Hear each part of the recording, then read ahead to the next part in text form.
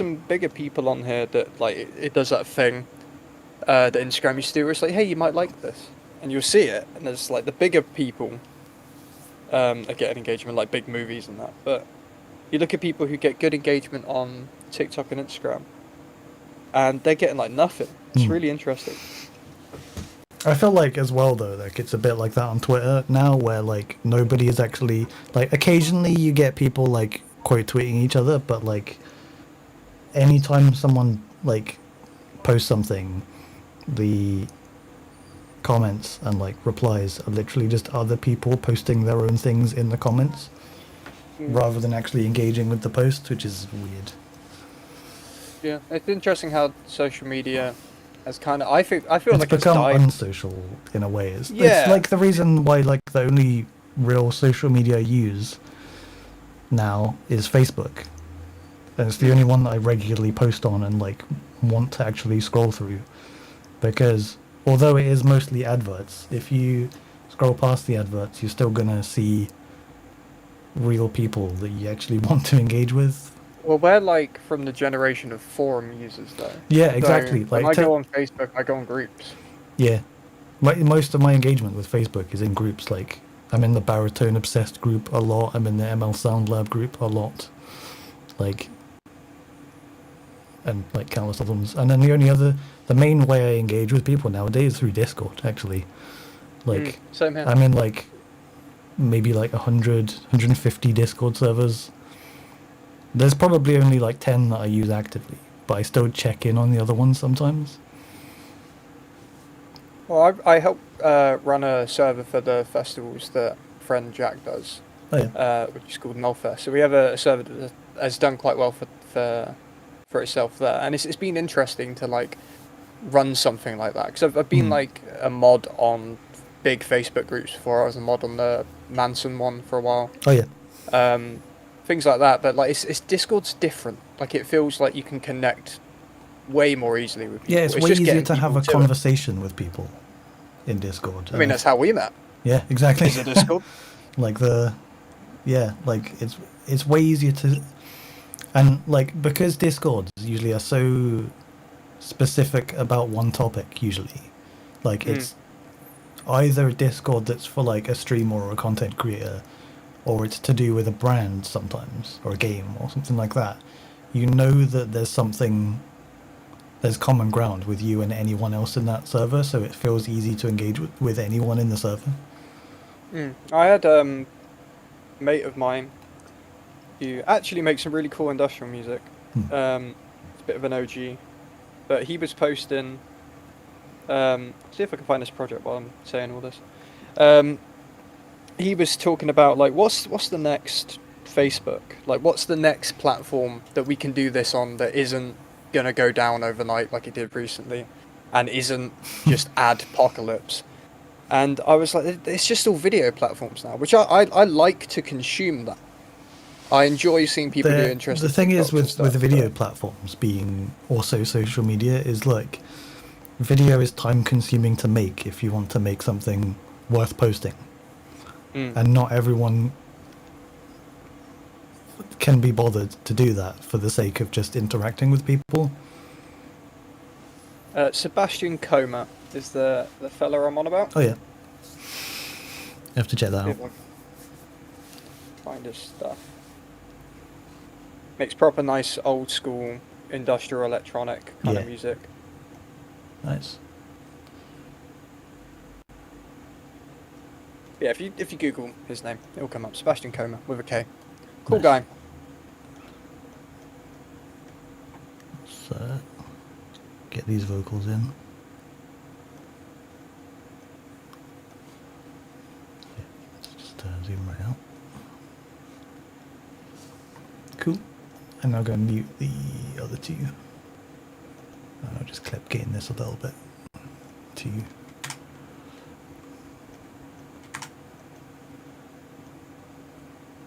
Yeah, you'll see on the wavetables on the last ones how, because I wasn't anticipating doing that take the way I did it, so I didn't gain stage at all. However, with the ones that I've sent you before, with the effects on it, one of the things on there was like a demo limiter from Easy Mix, and I tell you what, like whatever they've got going on in the background of that is actually doing quite a lot of work on the original to get it back to normal. So I think I actually sent it to you with that left on, and then I adjusted levels. I'm not too sure. Yeah, cool. Let's have a listen through this and see what needs doing then. Actually, I'll just listen soloed. When I open my eyes, hope I don't see something God didn't heaven, despite other teaching us how to.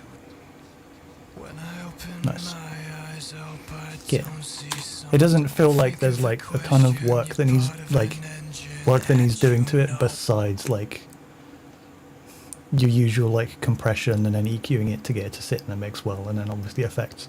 So that's good. Like I'm not gonna have to do a ton of stuff. Effects, I actually couldn't remember what I kind of had on it. Yeah. And I had kind of a vocodery thing going on, I noticed. I think it was maybe a bit of drive, actually. But it had, like, that kind of rumbly, like, underneath everything. Yeah. So that was quite interesting. But really, it was just a lot of compression. You can hear that, like, overdrive going on. Yeah, yeah. Hello, Faye. He was sat right across from me.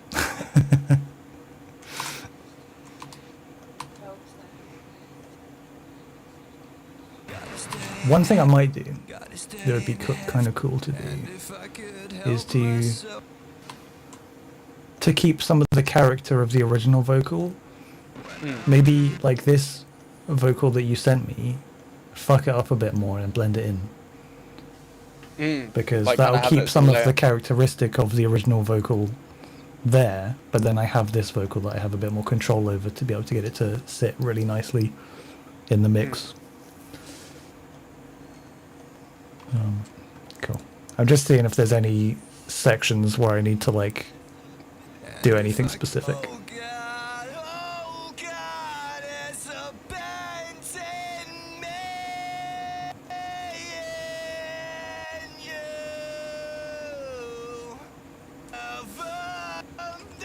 Cool. Yeah, there's not really anything like crazy that I need to do on this, so what I'm gonna do is I think I'm going to process like the verses and like the end sections separately, so I'm going to make a new track and figure out what needs to go where, because I'd like to do kind of different, sometimes slightly different EQ and then like different amounts of like widening and other effects for different sections, just to add a bit of variety to it.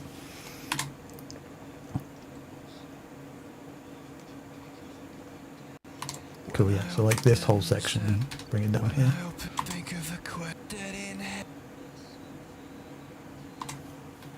I mean, yeah, like I'll probably just have it like the same layout as it was before, where we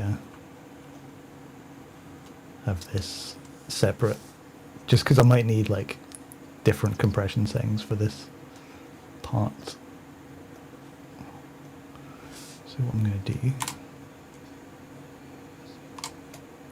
I'm going to compress everything first and just get it sounding good, and then I'll play around with distortion and stuff after, because I think that if I do any distortion to this, which I probably will, I'm going to do it on Ascend so that I can EQ it a bit more specifically to get rid of any like nasty resonances on the distorted track, and then that allows me to blend it with the cleaner track.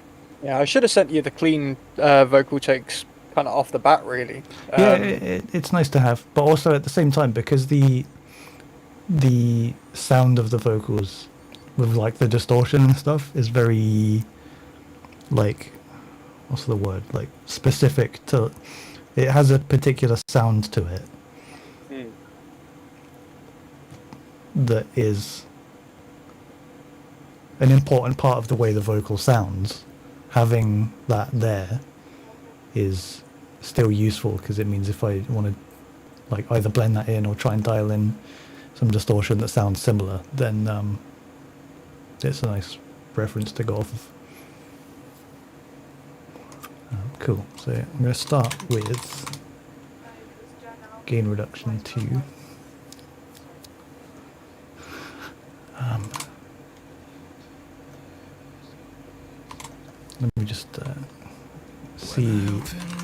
if I need to do like subtractive EQ first as well.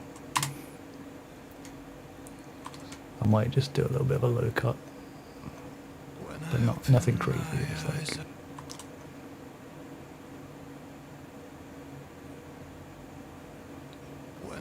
just take out everything below like 70 hertz, so there's no like rumble.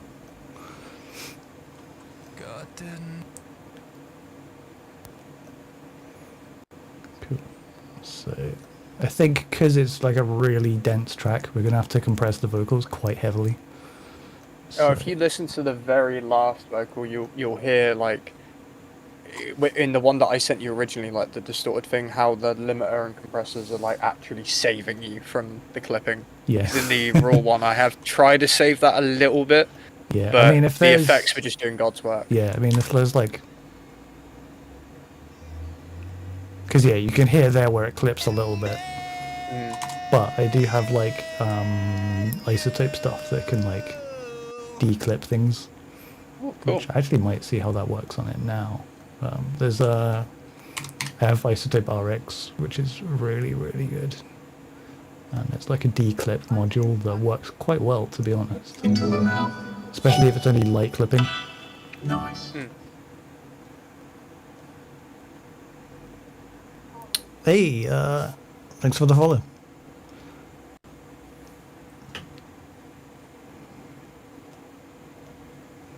I didn't see who that was, and my feed is not updating.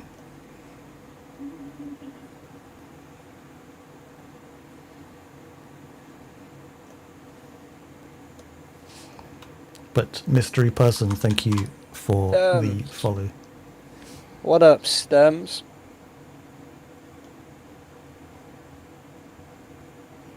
See that little robot face? Stems is a good homie of mine. He makes very interesting music. If you like weird, distorted trap stuff, then definitely check out Stems.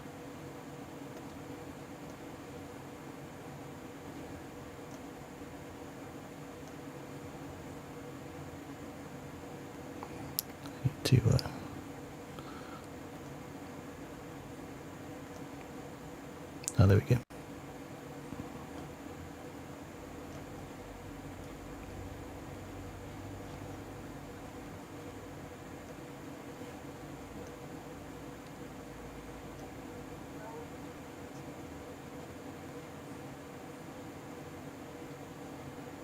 Oh, mate, like, we're figuring out some of the plugins right now, but you'll hear some of it shortly. Been doing some technical stuff as well, getting this whole setup to work. Yeah, it's been a bit of a nightmare to get it to Effectively, work. stream starts now. Pretty much, yeah. Vocal mic clipping. Actually, we'll just try the default setting first. See if that helps. Honestly, though, because like the vocals are going to be distorted anyway, slightly, clipping is not as big as a problem. Like as big a problem as if you were like not going to be distorting or like saturating the vocals at all, because once you've put distortion on it, the clipping isn't noticeable anymore. I mean, that's why when I was kind of consolidating all of the vocals down, what I actually did is I brought down the actual dB of that section, because I was just so in the moment that it just jumped up massively. Yeah. So I've actually reduced them in dB a little bit just to help with that. Yeah. So I sent you the original.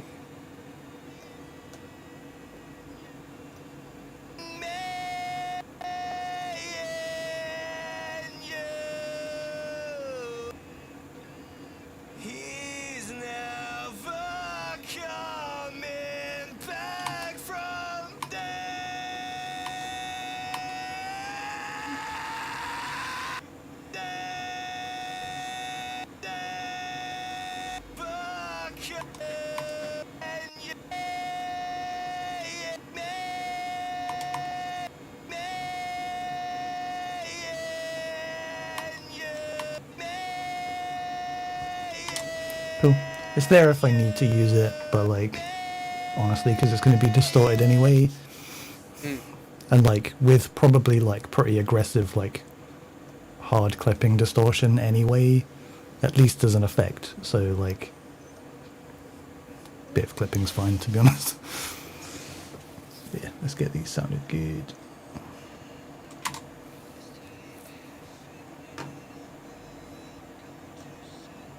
God is dead in heaven, and I know where I'm going to send him next. They're making it's like hell. a grocery list of plugins. This is a really, really good plugin. And if I could help myself, I'd unplug It has all just so the many like useful cables things. in my cells. God is dead in heaven, and I know where I'm going to send him next. It's hell. Heaven, despite reverence, teaching us how to. When I open my eyes, I hope I don't see something God didn't deserve him, despite the reverence, teaching us how to. When I open my eyes, I hope I don't see something don't think of a question, you're part of an engine, and you know it's. When I open my eyes, I hope I don't see something The thing I love about this plugin is you can kind of like dial in the compression and general like tonal balance of the vocals in one plugin. And kind of just balance them as you're going along and not have to kind of like it's it's technically multiple compressors. If you use the light mode, it's just like a single compression circuit. And if you use heavy, it's two compressors chained together, which is like the typical like 1176 into like an LA2A kind of thing that people would do. And then you have It's like Joey Sturgis, right?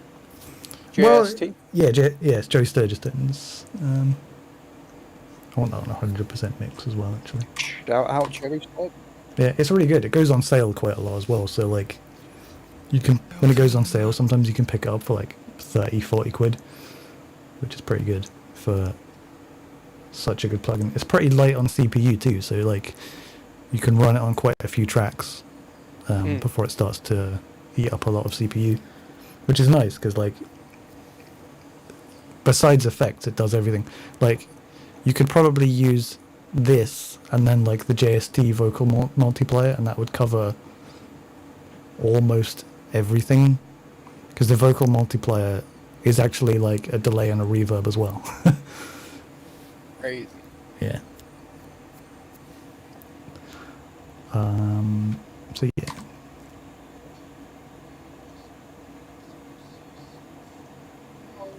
When I open my eyes, I hope I don't see something God didn't deserve him, despite something That's crazy that it's got like a Yeah, I mean, it's got like dial. de-breathing and de-essing in the plugin, and it's just one knob. Crazy. Like, I and need it'll this one. figure I've out. already put it in the list. It will kind of figure out like what frequency your S is kind of set at, because like some people it's 6K, some people it's 8K. If you have quite like a low voice, like quite a boomy like bass frequency or a bit like bass range, like baritone range voice, sometimes it's like 5K even, and then you can literally just be like, okay, I want less sibilance, which is nice to have without having to. It speeds things up a lot. It's like, especially it's a really, really good plugin for tracking vocals, because you can dial in like a really good sound to use while tracking, and then if you want to go more in depth with a more complicated chain layer, you can just take it off and then put something else on. But it means you don't have to run a billion plugins whilst you're tracking. But honestly, it sounds so good that like, why would you not use it in a full mix? Like, it speeds everything up a lot. Great on the grocery shopping list. That's Yeah. So let's mute this one now.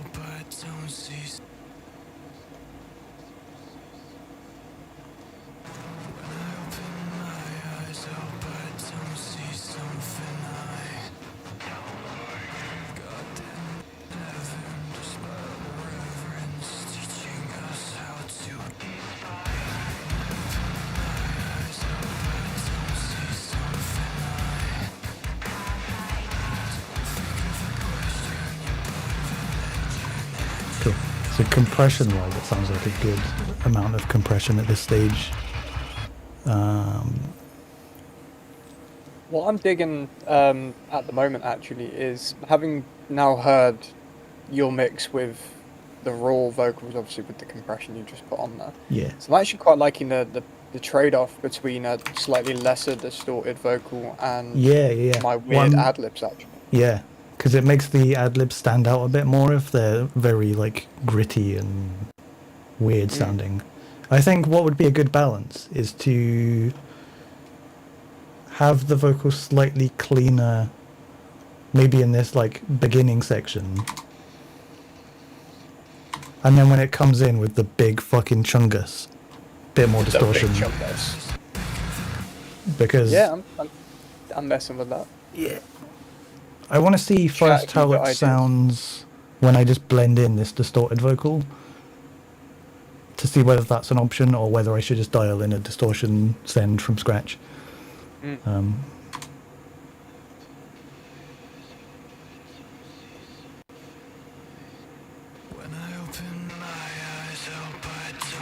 the reason that's not going to work is because you've still got some dry vocal in there, like understood vocal, it gets phasey.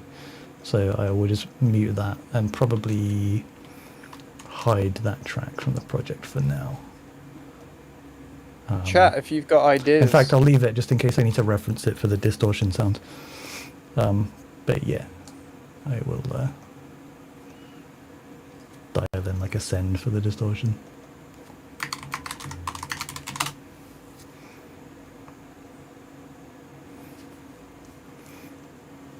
Cool. So I want something.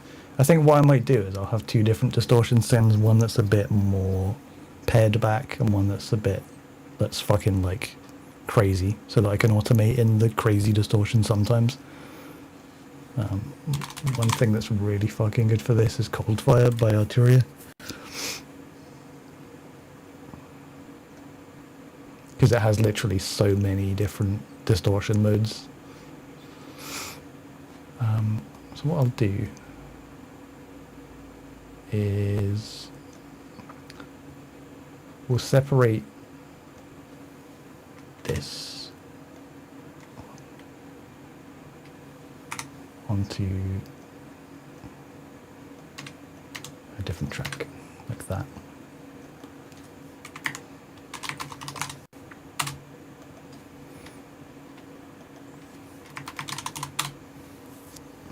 Because then I can just send this one to the distortion for now. Make that pre-fader send.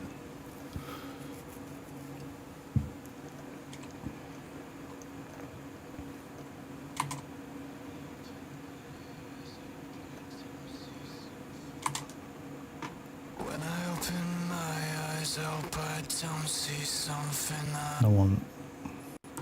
Let's look at these names and find something that sounds like it'll be fucking ridiculous.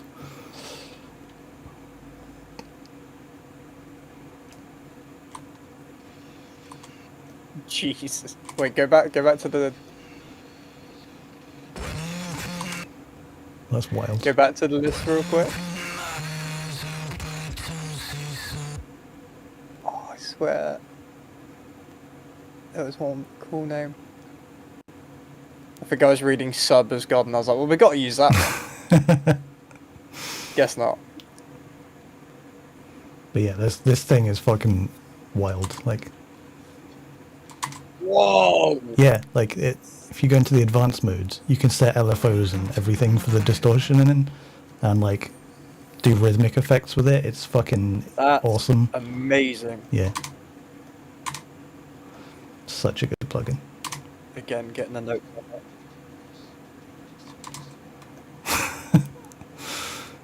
Wild. Cool. Let's do like... That's dirty synth.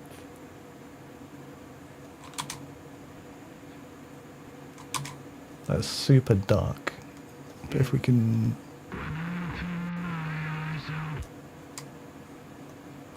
You know what? Let's do...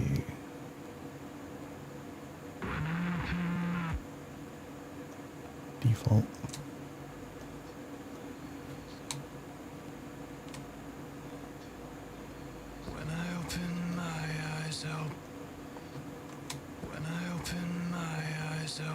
don't see Probably six something months back now. Shout out Teddy, who's watching us whilst working on a megabyte tune. Nice. Hard work pays off. We're doing 2 things at once right now. Yeah. I've got I have 4 things at once. I've got the Discord open. I've got our YouTube stream, Twitch stream, and Teddy messaging me about the new megabyte mix. So That's the level of multitasking I could only aspire to with my tiny ADHD peanut brain. Weirdly, I blame my ADHD for it, I think. Yeah, I think So there's all like over the 2 place. different kind of ADHD brain where it's like I can only intake one thing at a time, and then there's like the other one where it's like I have to be doing 6 different things at a time or I'm bored. And like my girlfriend is the second one and I'm the first one. I'm normally like trying to do too much, Yeah. whereas like if I'm like getting super in depth with something, I can't unglue from that thing I'm doing. Yeah, like I am guilty of the ADHD hyperfocus, but for me it's a superpower. Like Oh, if I 100%. can do it and like make sure I'm looking after myself while I'm doing it, I will usually make something that's much better than if I was not paying full attention to it. As Gary Newman was talking about like autism and ADHD kind of stuff, Yeah. and shut up, Teddy. Delete the mix. Okay, hang on. Fucking Jesus Christ, look what you've done. Yeah, he was talking about the hyperfixation thing, and he was like, I don't think I'd be doing what I'm doing if I wasn't hyperfixated on like music. And to be fair, like he's been doing it for a while, and he's Yeah. still doing it and making cool music. So it is a superpower. Yep. Cool. Let's try out some of these presets.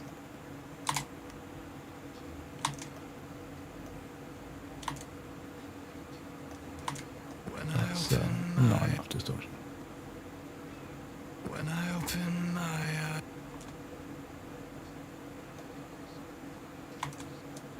I need something like fucking like ridiculous. What's neutromatize?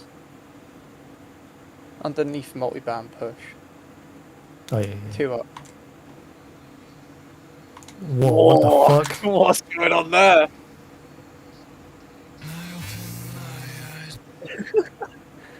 That's mad. Yeah, That's a bit much. yeah, a little bit. I need this plugin though. It's on the grocery list. Yeah, you can do some mad stuff with it. Honestly, all of the Arturia plugins are just so sick. Like I have the full bundle, and it's like especially for like creative effects, and like they have some of the best fucking delay plugins out there. Like their Roland Space Echo sim is like my go-to for like guitar delay. It's so good. Got industrial, yeah, you're already on it.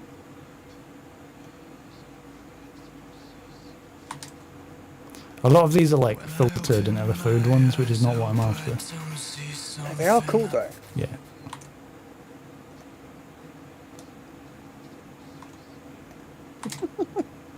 when I open my eyes, I hope I don't see. When I open my eyes, I hope I don't see some. When I open my eyes, Alright, I'm gonna try a different plugin for now, I hope I don't because see something. do I have like a... Let's try like a fuzz kind of vibe.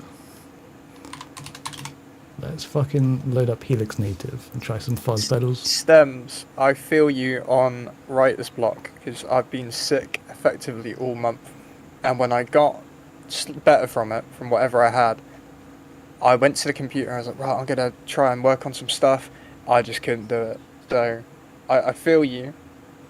Reach out to some people, to be fair, because this whole thing came out of me being in a bit of a writer's block thing, but trying to be practical with the fact I can't write something new, or I'm not in a headspace to mix. Like I can't get my ideas onto the screen. So I reached out, made a new friend, and now we're doing this. So Hell yeah. if you're feeling like you can't write, reach out to someone.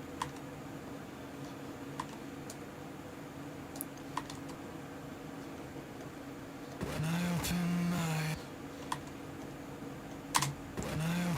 my eyes, I hope I don't see something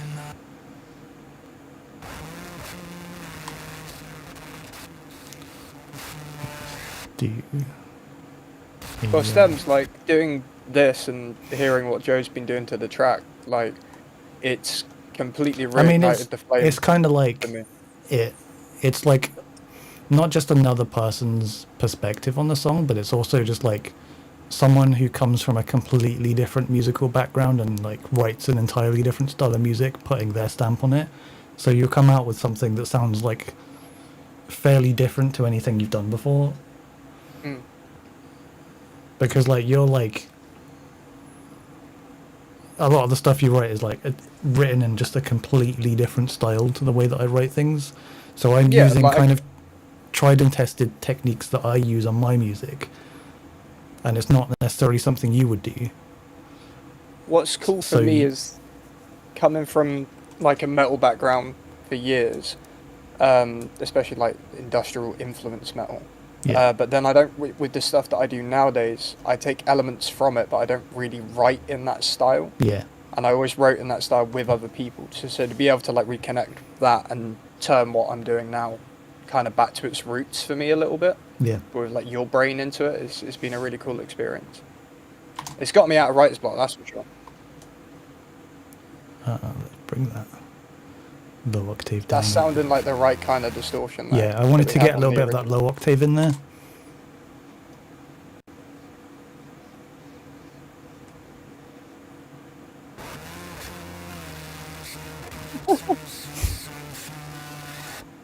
And then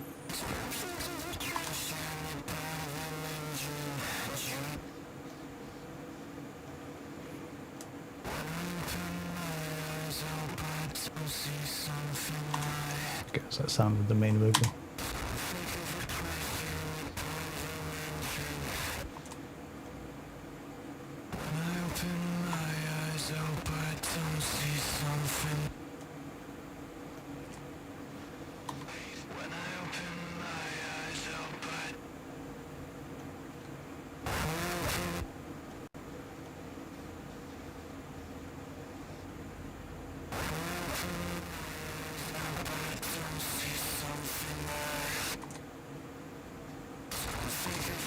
The great thing about using like guitar effects as like sends is like most guitar effects don't have a mix knob on, so like you don't have to fuck around like turning the mix to 100% all the time.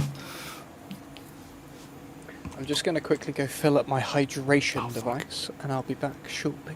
No worries. Chat, stay hydrated. It's very important.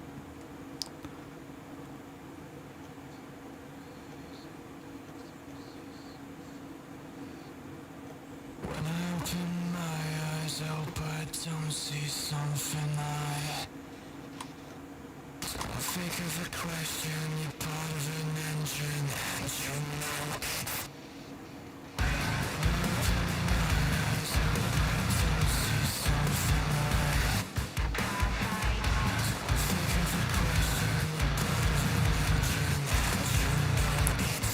Try alternate. Let's try like a big muff kind of thing. It's this one, just like a germanium big muff.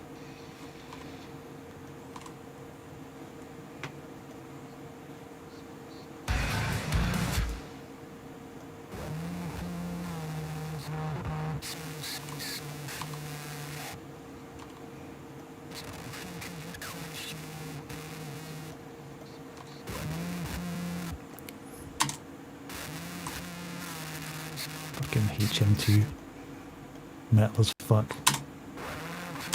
Yeah, that's not it.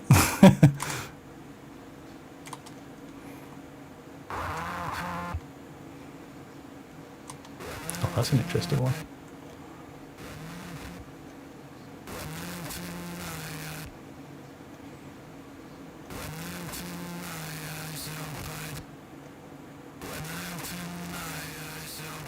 Aha!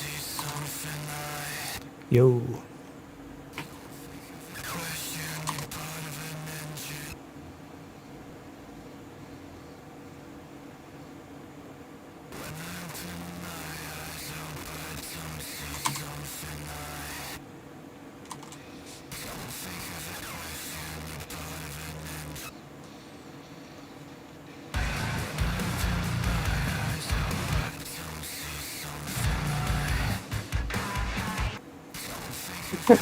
What the fuck? I think it's because I had the oscillator on. Yeah.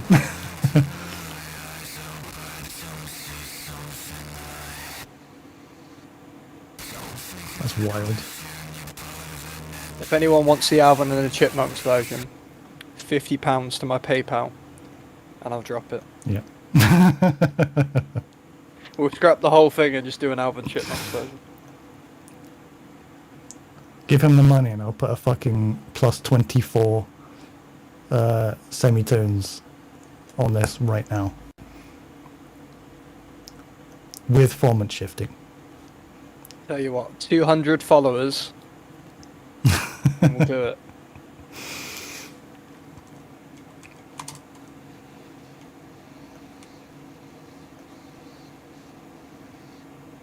Hmm.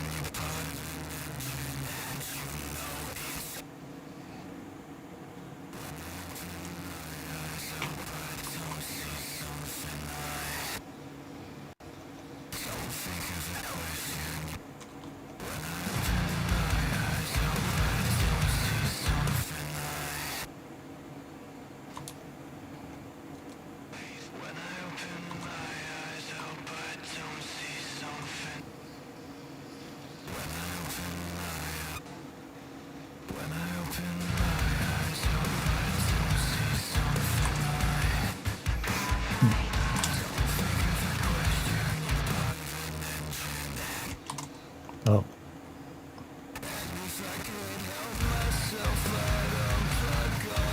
Oh, that's weird.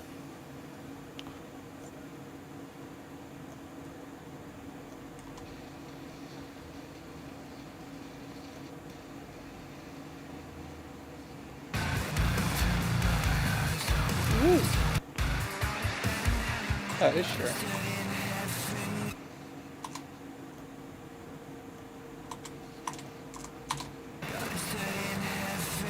Got some desync weirdness. Just trying to fix this. Is that what?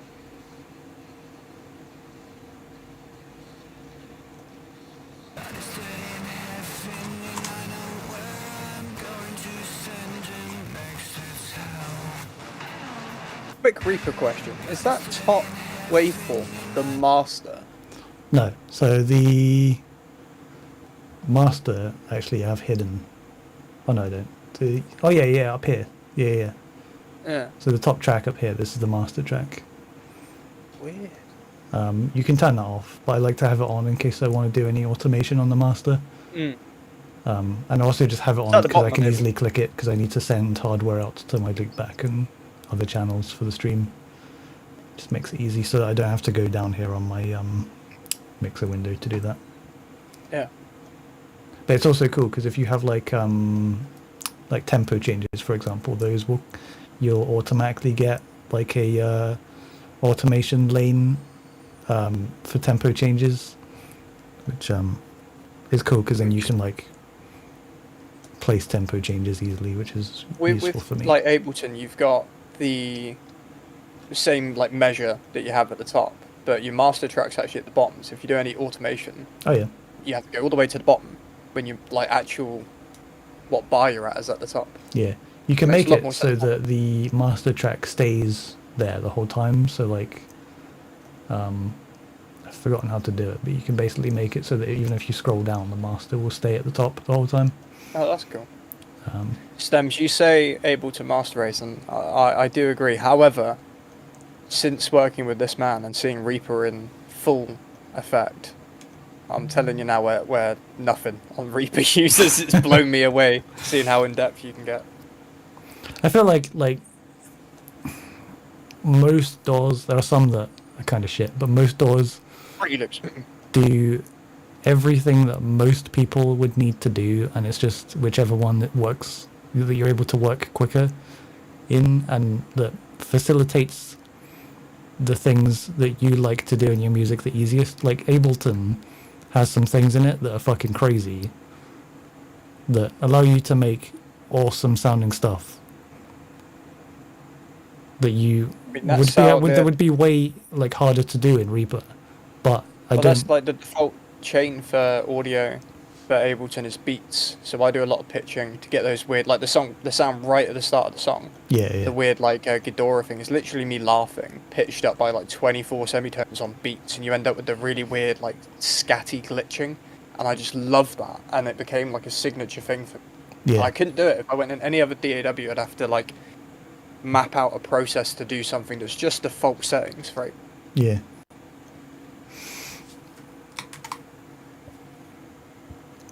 I feel like with a workflow for recording like mostly like real instrument based music, Reaper is one of the best out there. But if you're working with things that involve a lot of manipulating audio and bending it from what it originally sounds like, they're like Ableton is one of the best, if not the best for that. So it's just all to do with like the kind of music you make. What I've learnt watching you, Reaper is what Pro Tools thinks it is. Yeah, and also the other thing is that Reaper is one of the most like performance efficient DAWs out there, and one of the most stable. So like if you run enormous mixing projects, or say you do like composing with like massive fucking orchestras of like 200 tracks, all of like strings and woodwinds and flutes and all that kind of shit, all like virtual instruments, as long as you have the hardware to run it, Reaper will handle it perfectly. And the way that it utilizes like CPU multi-threading is very efficient, so that it will get the most out of your hardware. And there's a lot of DAWs that are out there nowadays that still don't, for some reason. Even in the year 2024, they don't utilize CPU multi-threading nearly as much as they could be. So that's one other thing. Like you'll find like Reaper, and also exporting in Reaper. I don't know if I've ever showed you the render window in Reaper, but you can have a render queue, and you can literally add anything to a render queue via like a matrix. So say I wanted to like export this section of this song, and then I wanted to export this section as a separate file, and then this section, I could do that. Or say I wanted to set like regions up here, like have a region labeled 1, a region labeled 2, region labeled 3, etc. You can set all that and then have them just export them in order, which is why like for like making sample libraries and stuff like that, almost everyone that makes sample libraries for like Contact and stuff uses Reaper, because you can just set all these regions for all your different clips, or like all of your different samples, and then just have it export it, and then just go off for 2 hours and come back and it's exported everything and exactly the right settings. And you can specify mono files to only be exported to mono, and stereo files to only be exported to stereo, and all these kind of things. And like you can also embed metadata directly in your export, so that you don't have to use a separate program. So when you're mastering, you can put in, if I go to like WAV here, where is it? It's somewhere around here. Where is it?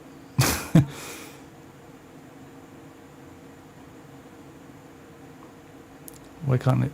There you go, add new metadata. So I can go in here and I can add in, say for example, title of the song, artist, any credits, the genre, whatever else, so that when that file is downloaded anywhere, it will show up. And like if you upload it to streaming platforms, it will automatically populate that data Oh, on the streaming platforms. Handy, that. Yeah, usually you would have to use different software to do that. Yeah, it's pretty wild. Also, you can have, I don't know if other DAWs do this, but you can have wildcards for like naming things. So like, for example, say you're exporting stems, right? And you want the stems to be named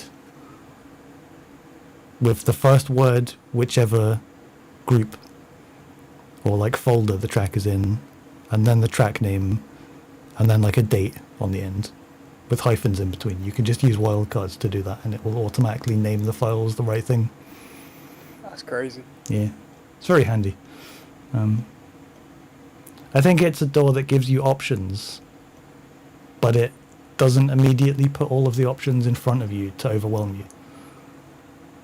It just puts kind of the things you'll need at the start there, and then if you dig further, you'll find all of the options. It's cool. What was I doing? Oh yeah, distortion.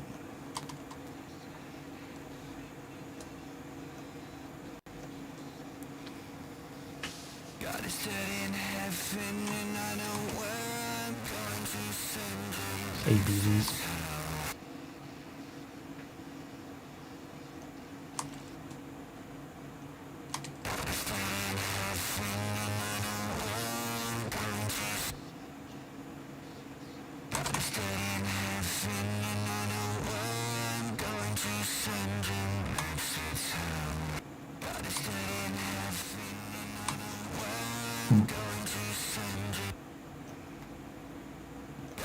Let me try something.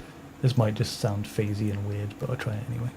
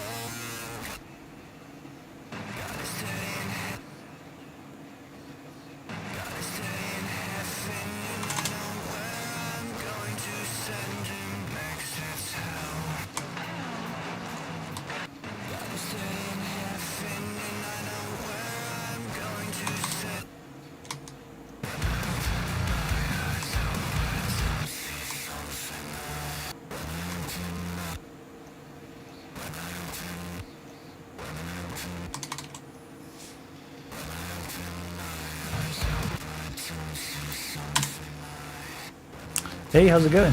Good to see you.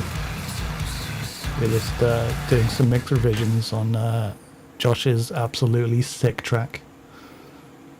Dialing in some distortion for the vocals right now. And, A-Bing a few different things.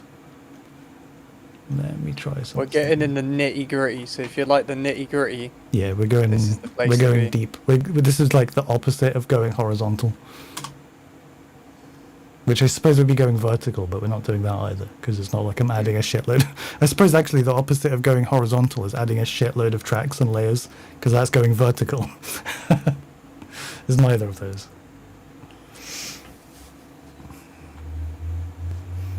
Let's see. Let's try good old Decapitator. That's never let me down.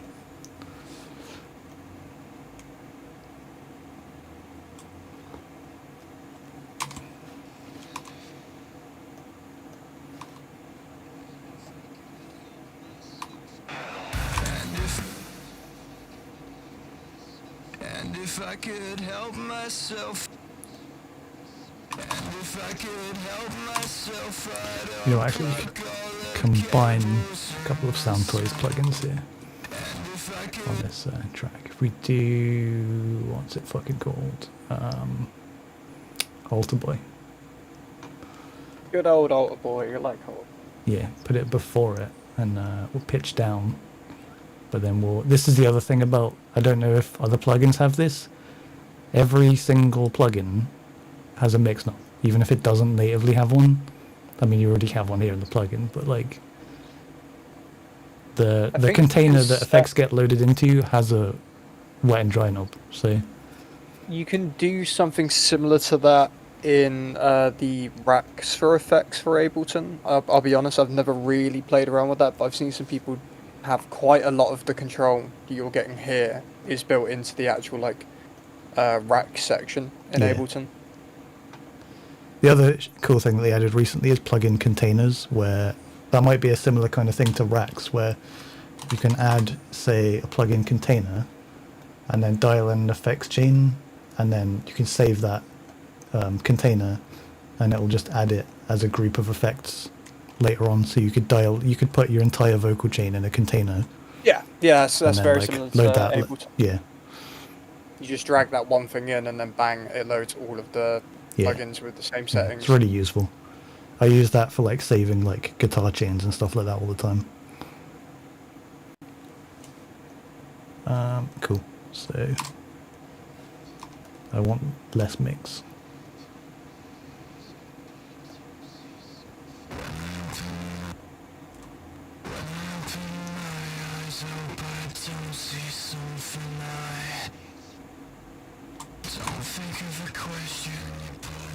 Getting very close. What's that?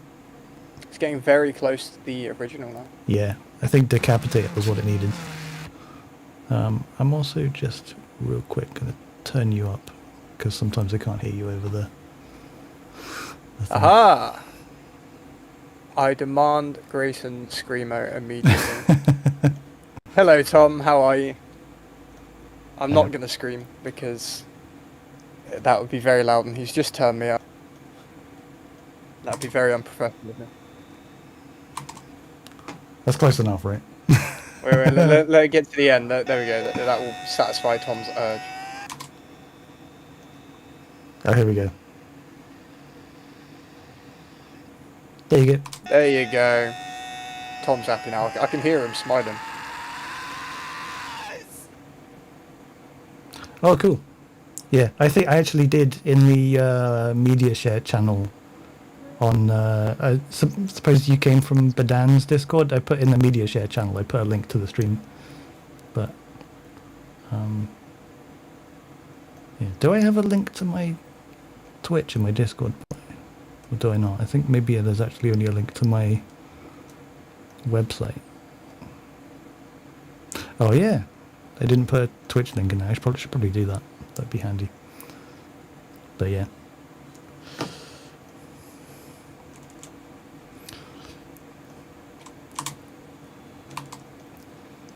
That was not what I meant to play.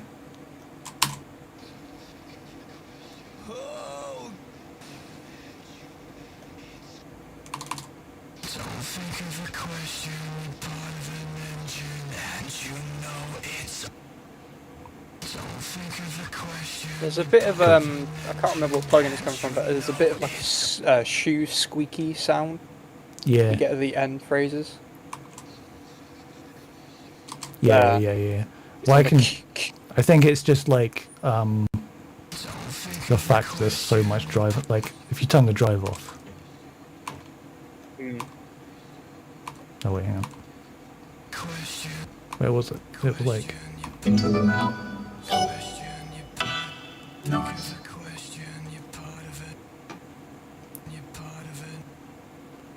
Why isn't my activity feed updating? That's really annoying. Hold on a minute. Whilst he's doing that, how is everybody?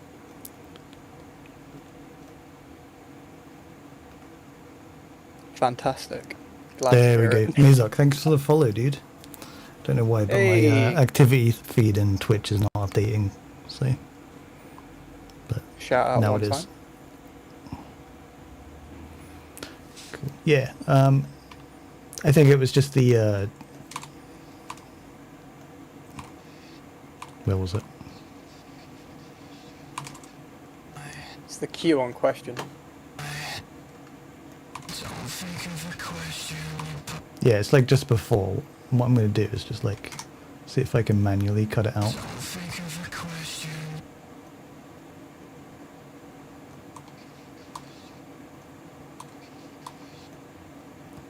Oh, it's in the actual note, actually. That's fine. I can probably EQ it out, to be honest. Yeah.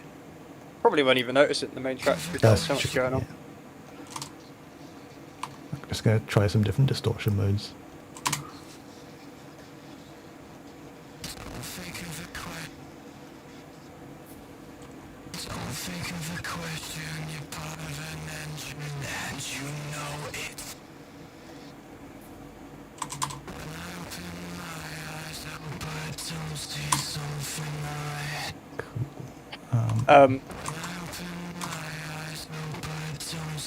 Good.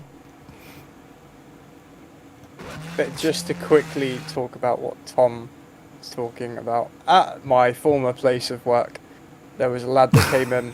We got talking about music, and I would help him out a little bit because he was kind of sofa surfing, and he was a bit like manic and crazy, but he was like a cool kid, right?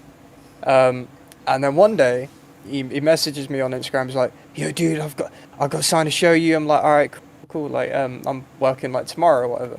And then for ages we didn't see each other. And then he comes in like screaming. He's like, "Dude!" And I'm like, "What? Like, well, what do you need?" Like, I was so confused. I thought he was gonna get me like a can of Monster or something to get me through the day. Like, because he was like, "I've got something for you," and then he just lifts up his forearm, and he had self-tattooed GRYSN.WAV on his like Wild. entire forearm. And don't get me wrong, wasn't a great tattoo. However, It's the dedication, isn't it? dedication that counts. and hella flattered. You got your first super And you fan. know what?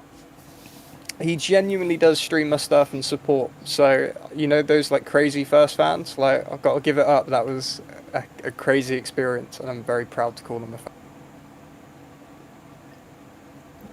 Honestly, Yeah, there you go. if every musician had maybe 100 fans like that, they could all make a living. Like, Oh, yeah. those no, are the 100%. people that buy everything you do. Every piece of merch you put out, they buy it. And, like, they're the people that keep you going. Oh, he's As long as I they mean, don't don't cross get me any wrong, he's boundaries. great. Like, Like, I love the kid. He's young, crazy, and full of energy, and he reminds me a lot of how reckless I was. However, I didn't have to a tattoo gun at his age, so if you did, who would you have gotten tattooed, though? that's a good. To be fair, I probably would have put like some form of Slipknot tattoo on me, which Makes I don't sense. have any tattoos, so I still would get a Slipknot tattoo. To be fair, Fair. not that I really listen to them that much anymore, but like they are still my Yeah. origin seed.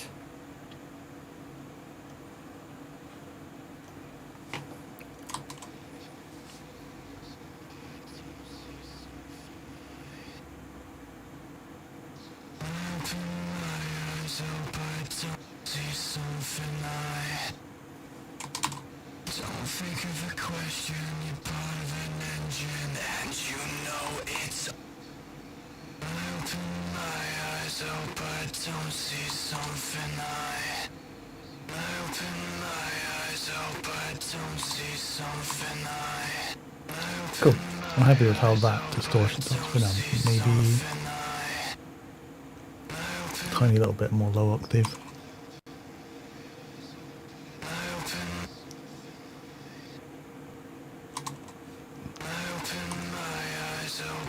don't see something I open my eyes, hope I don't see something I open my eyes, hope I don't see something I don't think of a quit. Cool. I open my eyes, I open.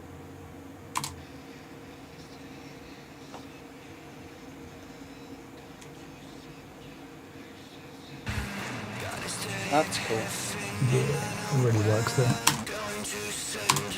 The other thing I'm going to do is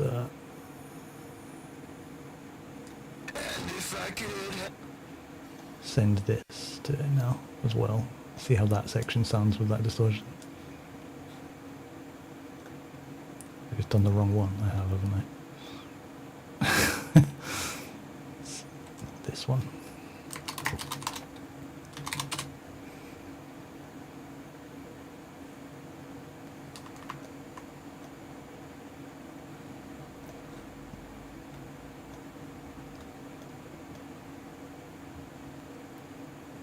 Pre-fader.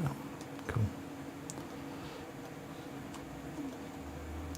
And I'll just quickly, actually let me mute that sound really quick.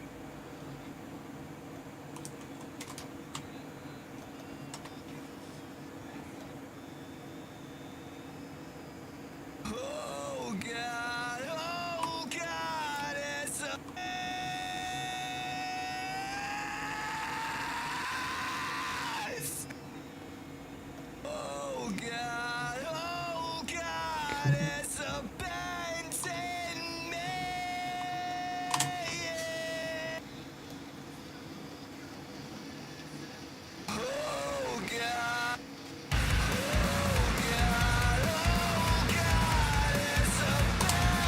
Oh, I love how because I put Alter Boy in formant mode, it kind of oscillates a little bit in places and sounds a little bit fucked up, which I kind of like. I don't know how you feel about Yeah, that. it's adding to the chaos. Let's hear it again. Yeah, yeah.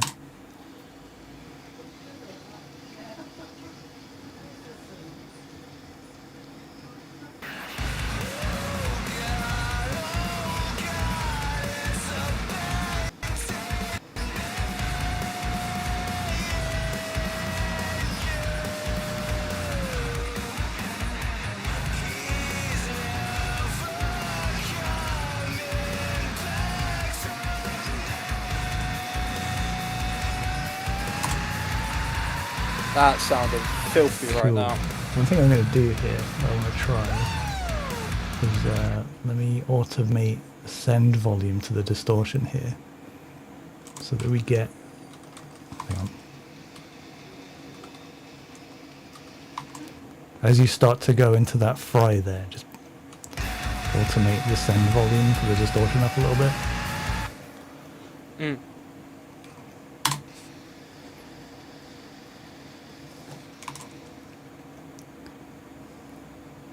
I need more of it. Hang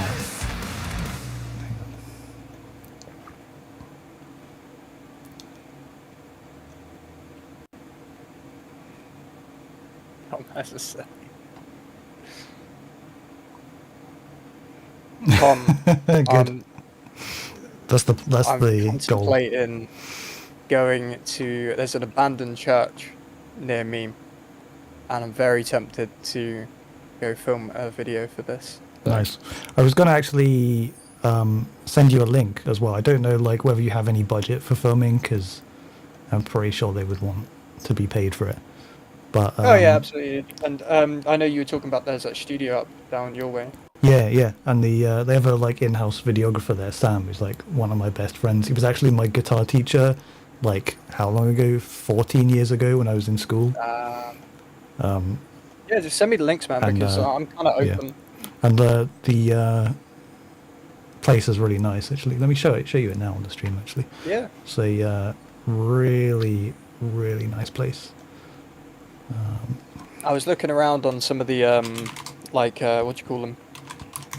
The websites where people break into like abandoned places and post what they found, and then get angry that other people go there and like tag it up and spray paint it and crazy stuff, even though they're posting location and how to break into these places online. And there was this beautiful church, like borderline a chapel, and it was set for like demolition, which is really sad because it had all this beautiful original painting in it, but it was all dilapidated. That's crazy. That's like a proper venue too. Yeah, they like hold gigs there. They have like they shoot videos there. They even use the church to record like drums and stuff in. I've heard the drum sounds in there, and it's so nice, man. Like, if I had the money, I'd be like recording drums in this studio. That's like the size of the church that I like want. Yeah. The one that's local to me is like a proper little chapel town kind of thing, like real small.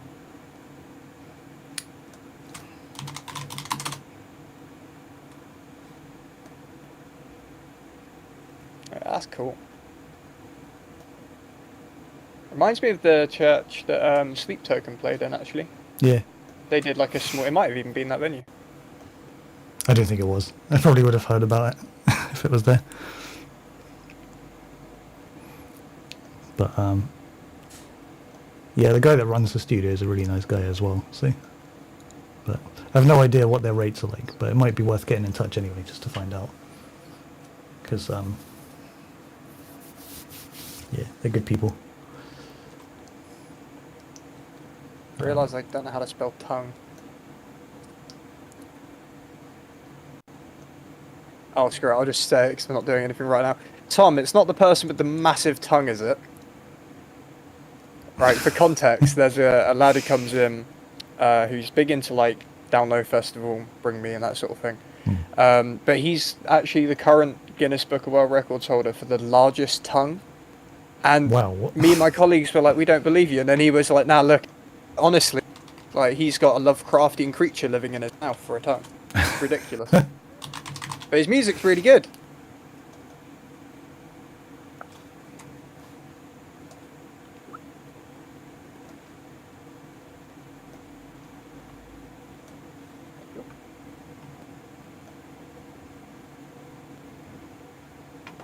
Living for the disappointed Bob Rosses right now in the chat.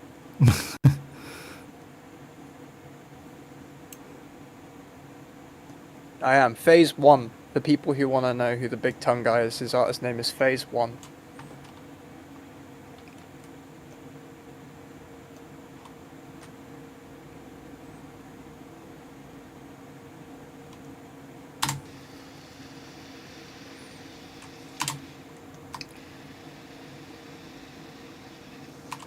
That's kind of what I was after.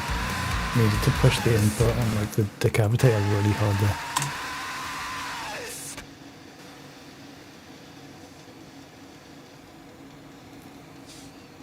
And then I'll just like throw it back down. Google suggested stage 1 tongue.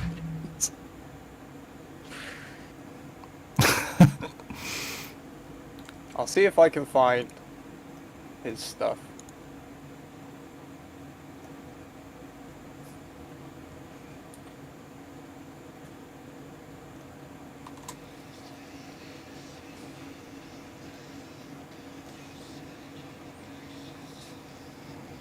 Gotta stay in heaven and I know where I'm going to send him next to town.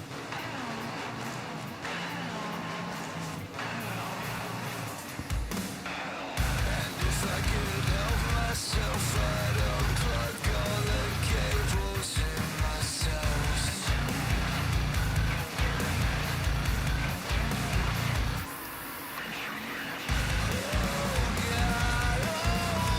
I think maybe you just need like more fucking distortion in that whole section.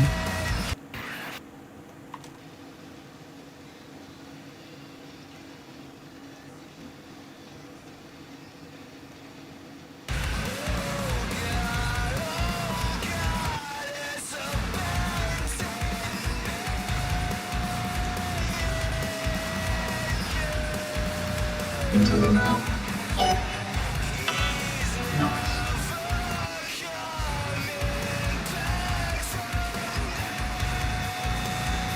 Hey Sebastian, Yeah, thanks for coming by. Thanks for the follow. Is this the guy you were telling me about earlier? this was the really cool producer I Oh, told sick. you about earlier. Sick. We were chatting about social media stuff on Facebook, ironically. But yeah, brilliant man, big fan, been a fan for years. It's cool to see him in there. Hell yeah. I don't know if you do any stuff on Twitch, but I've just dropped you a follow, my dude.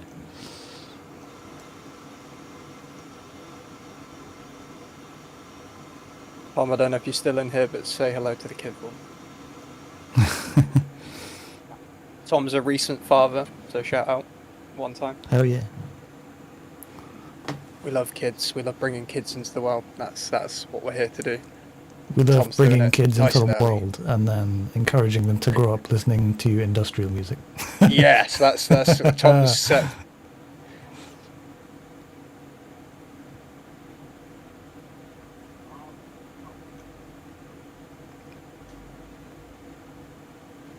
Yeah. Seb, I don't know if you've got like up-to-date links and stuff. If you want to chuck them in here for people, because I've been singing your Yeah, praises. I think I earlier. have links enabled. It might auto mod them, but I can un-auto mod them if it does. Nice, love a bit of craft work, mate. Who have I been getting into lately? In the industrial front, which is a bit of a curve for me, to be fair. But I guarantee you will know them. I've been listening to, I'm going to butcher the pronunciation of this. Where is it? It was right in front of me. I've been getting into Foetus, F-O-E-T. Don't know if anyone knows them, but they're quite old school, kind of punk industrial kind of stuff. Nice. Let's dial in some effects on this bad boy.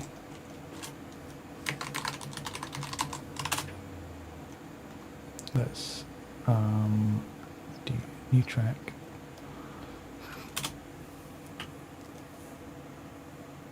Do I want to use?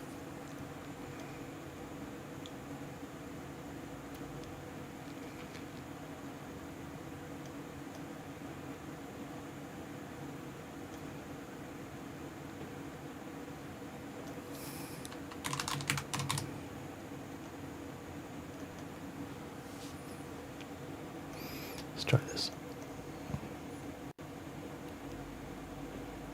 Ooh, what's this? This is Howard Benson vocal multiplier. It's like a widening kind of like multiplier kind of effect thing, but you can also use it just straight up for like reverb and delay if you want to. I'm looking for a specific preset. Where is it?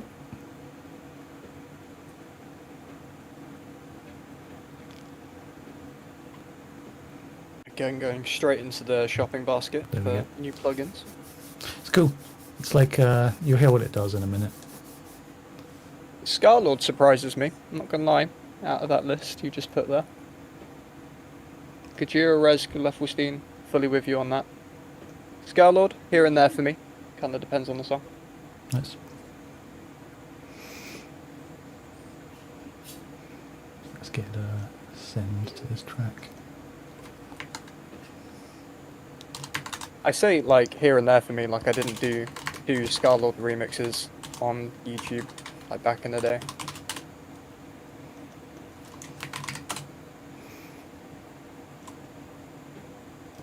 You know what it is with trap metal for me? Like I've got a lot of friends that make trap metal.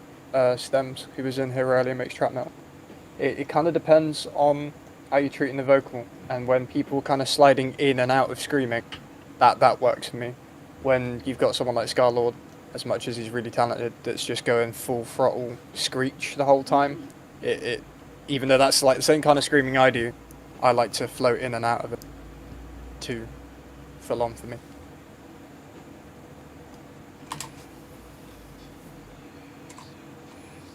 Yeah, that's kind of what I'm after. That's a cool effect. When I open my eyes, I hope I don't see something When I open my eyes, I hope I don't see something don't think of the question, you're part of an engine and you know it. When I open my eyes, I hope I don't see something I'm gonna have to Google George Russell. Russell. Can't donk of his donk when you're talking. You know what? Like we're not. You know what? Like I feel like potentially, I don't look anything like him. However, if he was my brother, I feel like it wouldn't be far off.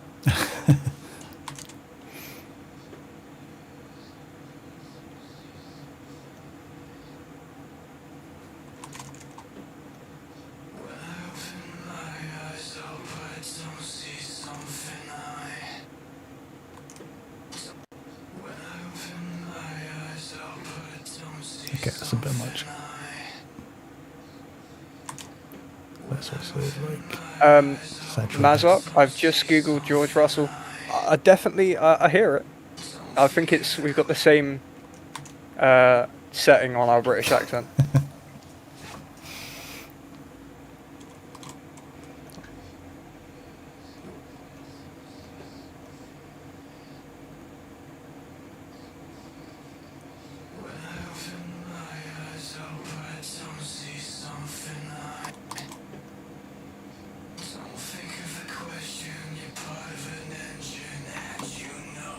Cool.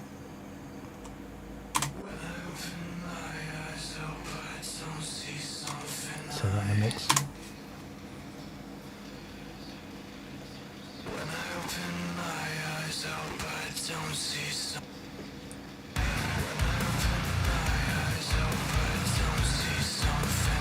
Come on.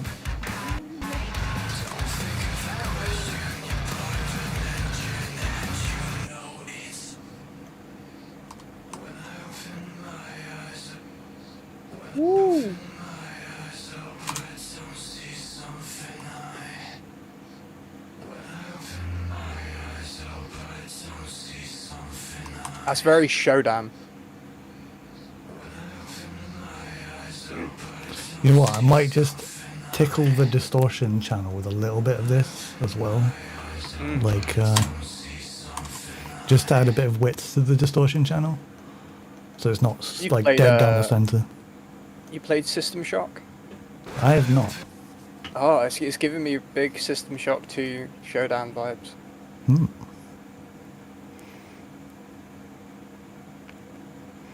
Let's do. Let's actually just drag this onto here. But then I'm going to do unmute the input. Dusky, welcome back. Dusky, hey, how's it going? Vine Fun has facts a about Dusky. fade. Dusky is like 9 foot tall and built like a van. Brick shit house. Yeah. Yeah. I forgot I can swear on here. Fuck. Yeah. Fantastic. Well, my system. Dusky, can you confirm your height? That's cool.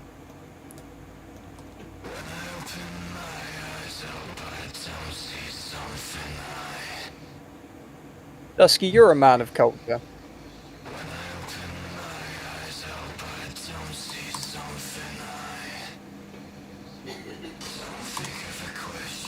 He's 6'7". Jesus Christ. Yeah, he's massive, man. Honestly, if life was Pokemon, I had That's to a pick a big friend chunk of meat. to like fight people for me. I would just throw Dusky out of Pokeball every day. Yep. Also, Dusky, you've played System Shock. Can you confirm whether this vocal effect is giving System Shock 2 energy?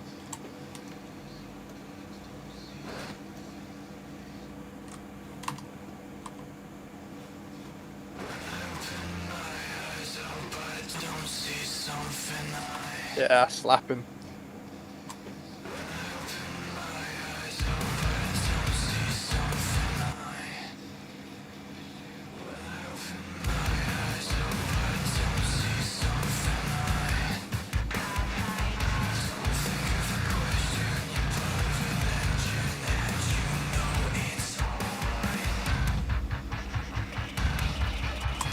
Cool. Let me get a little bit of that void on this one as well. See, Dusky knows the vibes. It is an oofed, yeah, moment.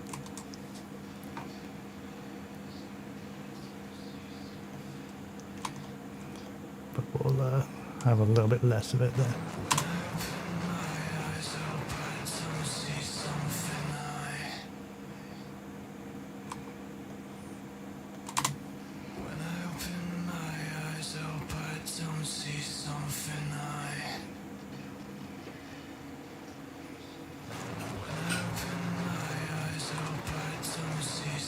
Cool. And then to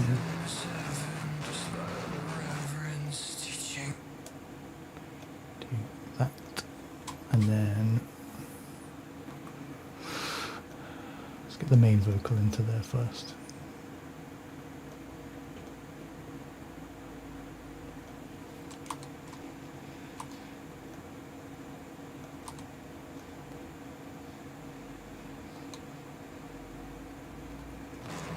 And then we need to send See, the track spacer. whilst you're doing the actual hard work, Dusky knows what's up. System Shock is my favourite horror game. My uncle actually gave me an original CD for System Shock 2. Sadly without the big box, but that's one of my prized possessions. Because he sent me it with no heads up. He was like, oh, here's my favourite game, by the way. I know you'll like it. And it was started a curse in the bloodline.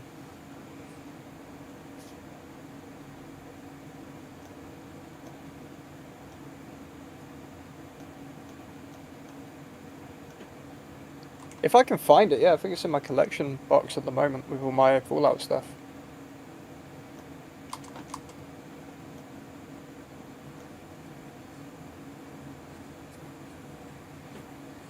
That's a cool little effect there.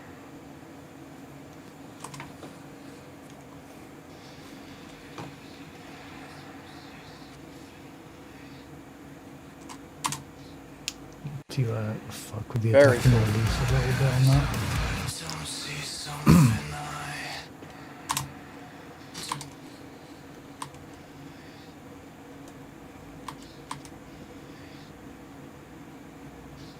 I open my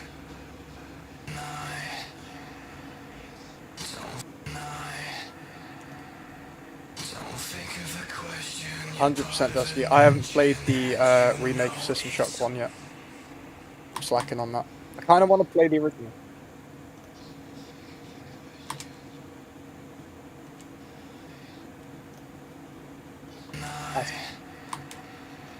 Don't think of a question. Don't think.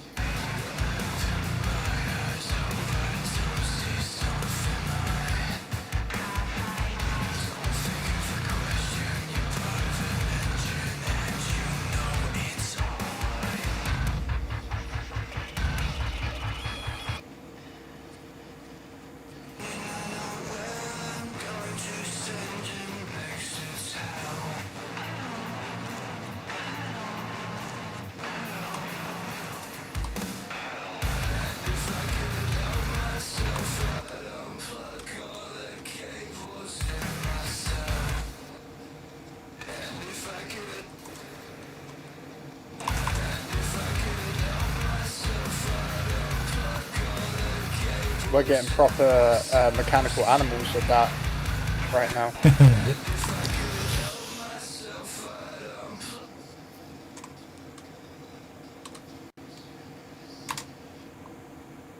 Thank you, thank you.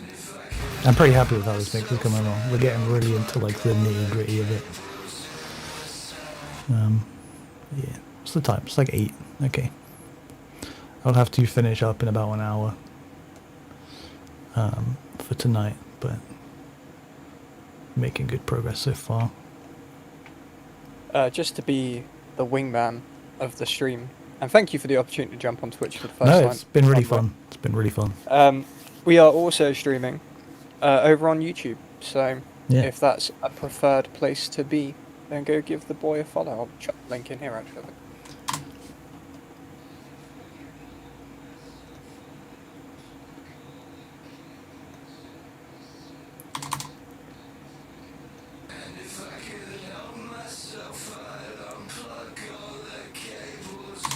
Looks a little bit there.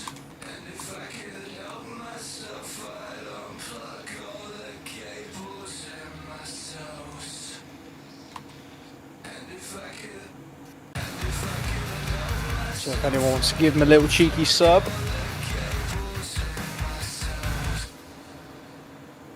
there is the link.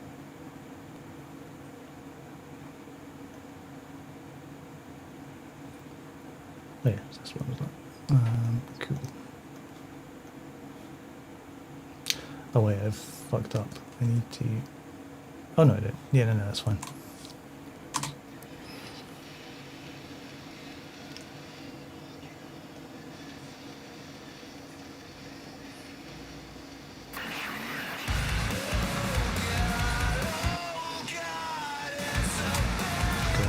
And then I just want like a more like standard kind of delay on there as well. Here's my hot take, which I don't think is a hot take at all. Reverb on vocals is for chumps.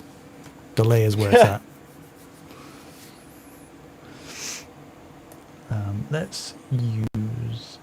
I like Valhalla delay. I haven't Speaking of used Fallout Timeless. 2, Yeah, let's use Timeless. I was the only person in my area who pre-ordered the Mini Nuke Collector's Edition thing that they did for PC like a while ago. and I went into game at the time, and I went in and I was like, oh, I'm here to pick up my pre-order, and like, oh, cool, what's it for? And I was like, the mini nuke, and every member of staff came out and was really disappointed because they were hoping I wasn't gonna pick it up, so one of them could keep it.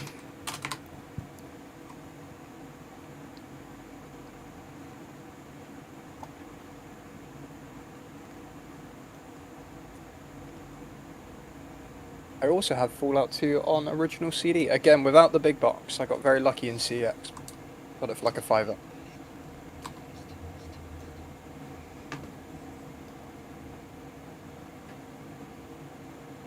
God is steady.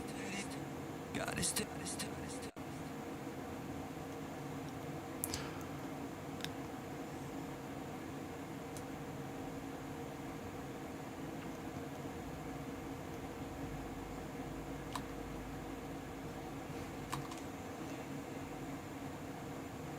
Ooh.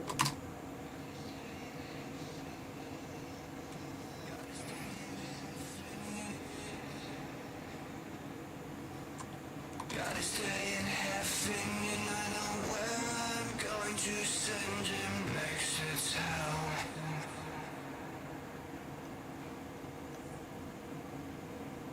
Let's do like.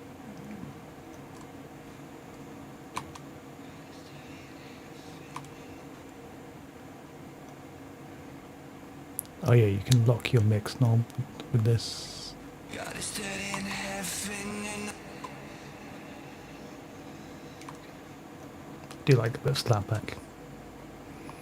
Honestly, I haven't used the VT. I bought it after the most recent version came out. But I like it, especially on vocals. I definitely on vocals like to have a vocal with as many like tweakable parameters as possible compared to something more simple that I would use on guitars. So that helps. And the built-in ducking is really, really handy.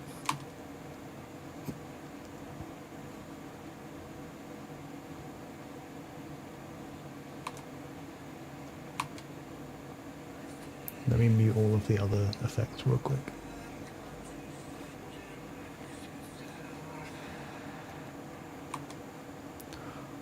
Wait, I'm on the wrong fucking thing.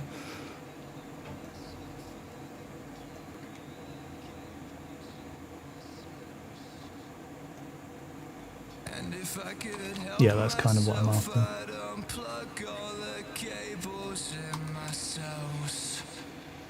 When I open my eyes,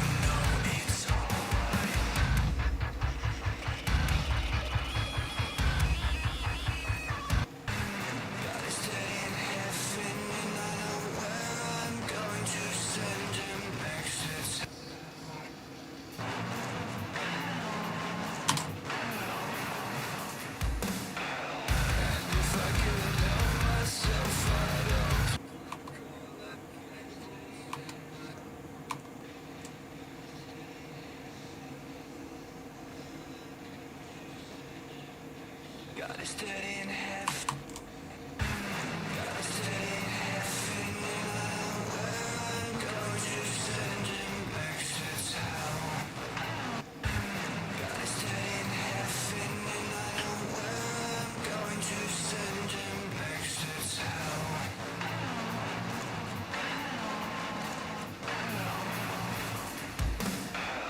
And if I could help myself, I'd unplug all the cables in my cells.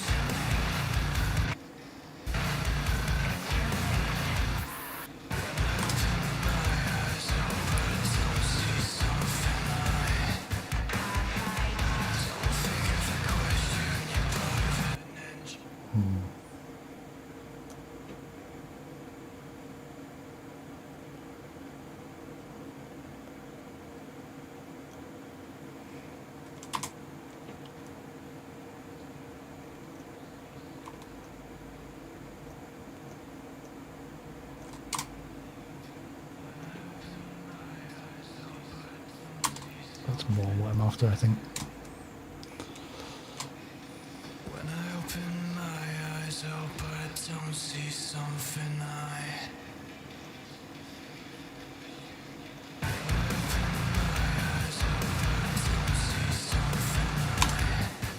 Right, I'm going to EQ the effects loop as a whole now as well.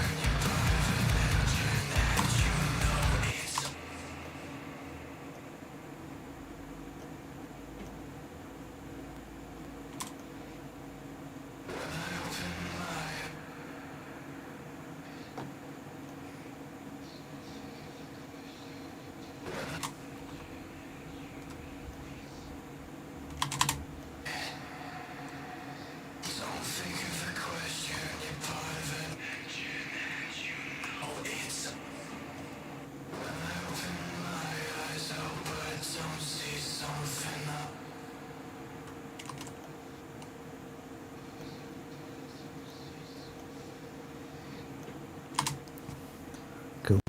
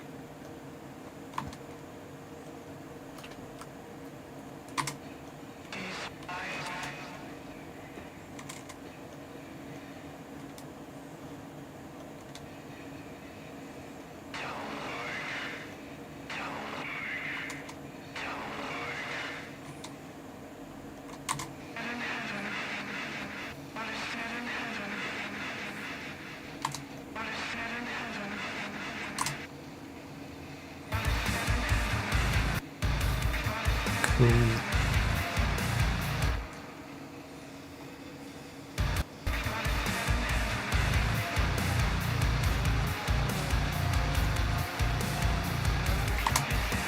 Cool.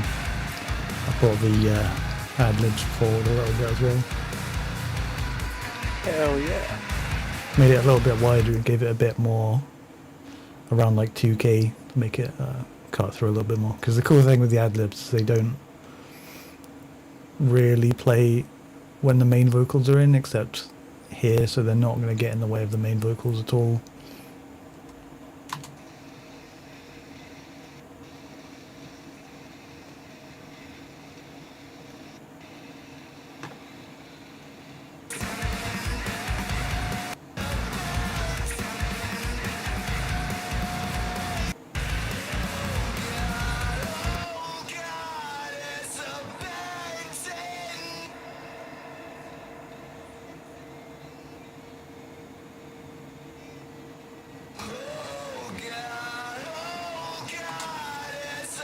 That distortion's so fucked up, but I love it. You know what's nice about that kind of ring modulator kind of vibe that's going on with it Yeah. is you've heard the song I'm working on for after this one, the really like breakcore Yeah. sounding one. The whole second half of that, I've got a ring mod on my voice, Oh, taking nice. it back to proper Manson stuff, so it kind of ties everything together Yeah. unintentionally, but very well done.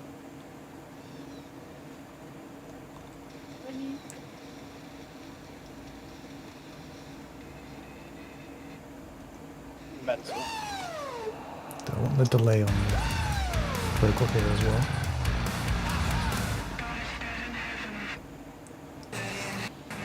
Okay, dude. But maybe just not quite as much.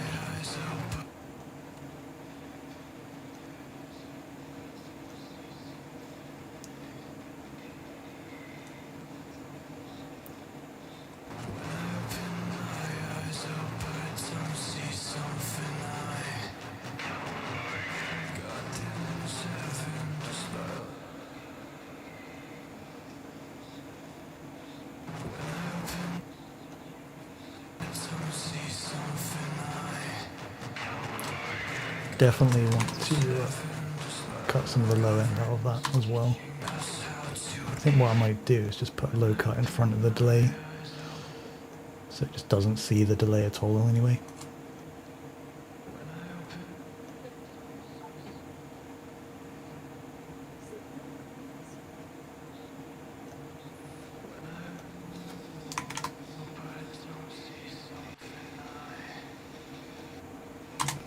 Cool, so I think it's time to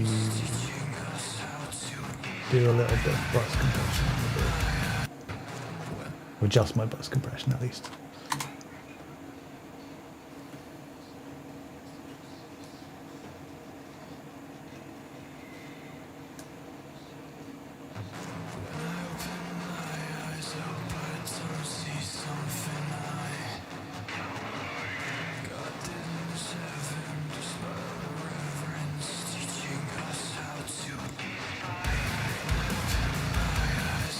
It's actually fine. That's the great thing about gain staging. If you gain stage properly, you never have to adjust your bus compression.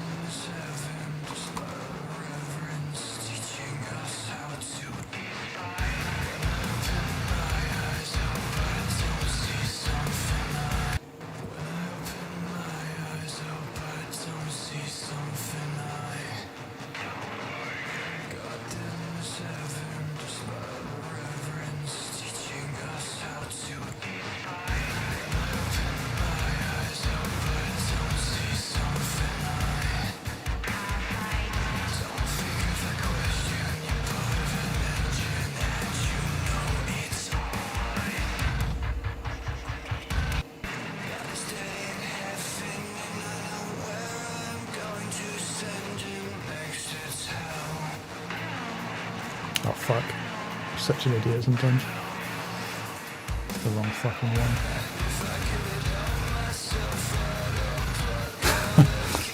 Duh.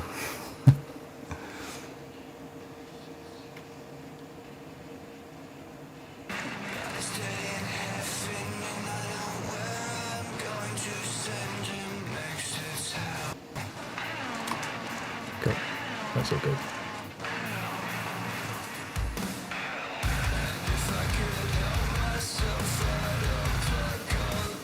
Do some like broader EQ here as well. Just want a bit more 2K.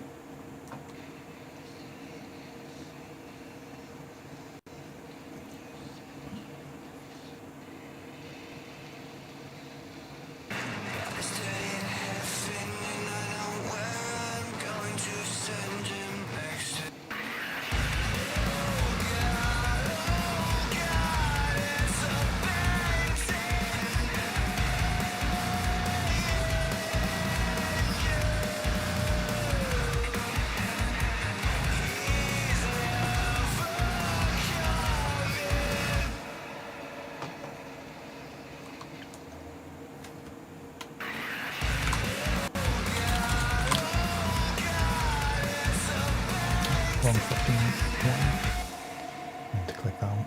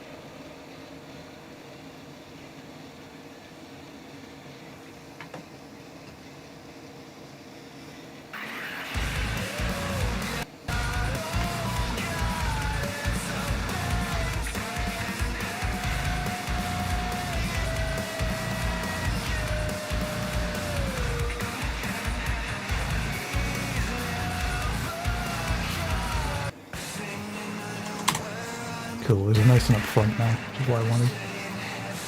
Do a bit of EQ on Sounding the... good, man. Nice, yeah. Glad you're happy with how it's coming along. That's all I care about. What's helping a lot for me this time around is the way that we've got our back end set up, because I can hear, like, granted I don't have an ear infection anymore for the most That's part. good. So that's really helping, but I can really hear what's going on this time around. Nice. I'm hoping the chat's liking what they're hearing as well, for Yeah. those who are still with us. What I'm going to do actually is I'm going to use a little soothe on the distortion, because it can get a bit harsh. Oh, Soothe too. Really, really cool plugin. It is like one of those plugins where like it's easy to over rely on it, but once you understand exactly what it's good for and what it's not good for, it's I've seen some life-changing. people like abuse it to make really cool effects, like using Yeah. the delta. Yeah, you can Like, it's really, really advanced. yeah.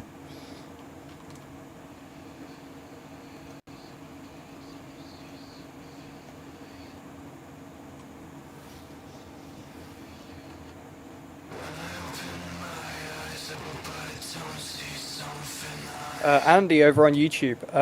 I don't know if you're still in the stream over there, but good to see you, dude.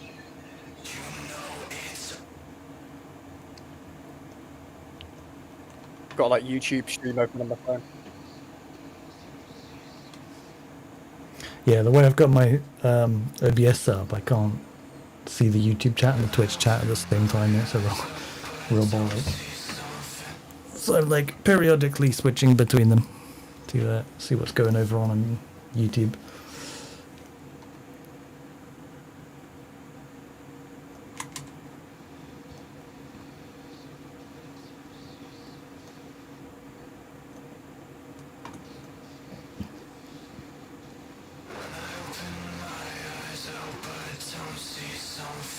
What I'm going to do is focus it more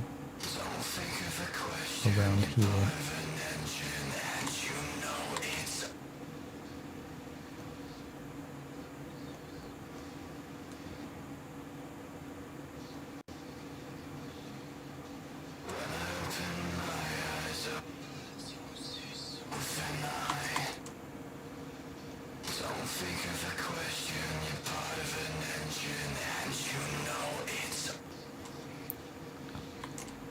Cool.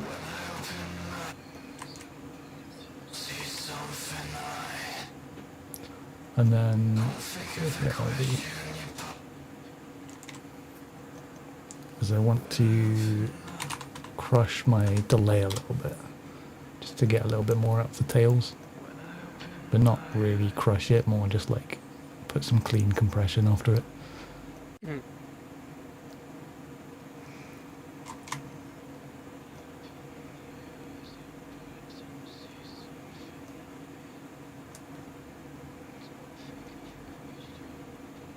When I open my eyes, I hope I don't see something I don't think of a question. You're part of an engine, and you know it. When I open my eyes, I hope I don't see something I. When I open my eyes, I hope I don't see something I do the same kind of thing here, but like momentarily turn the track space off while I'm doing it.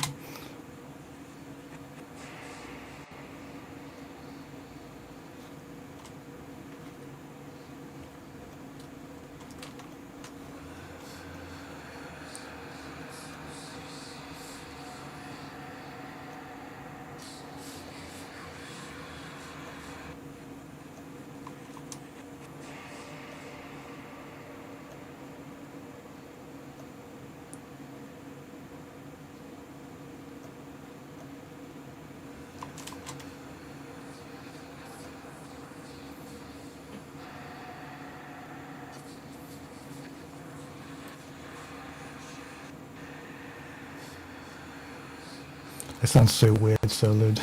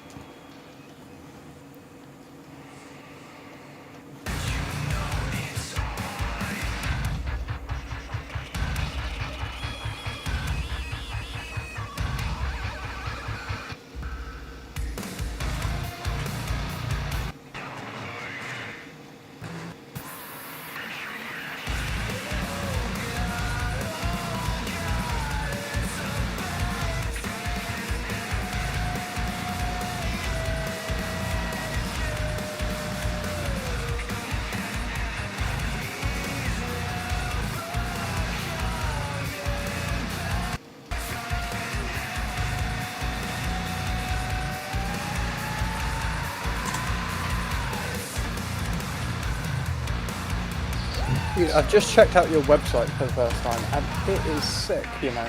Oh, thank you, man. I'm actually planning Really on nice doing layout. a bit of a redesign of it later this year, because Mm. where I've completely redecorated my studio and added loads of stuff, I want to take some new pictures of the studio, and I'm actually planning on making like a promotional video for the studio. So I'm going to write a song that shows off like a bunch of the different styles that I work in, like mixing wise. And then kind of have a video where I sit down and like talk to any potential clients like in the video and just give a rundown of like what I do and why I love doing it, and have some like clips and stuff in the video as well. Yeah, man. It'd be No, it really looks cool. really good. But yeah, I'm probably going to do like a redesign of the website to like coincide with that.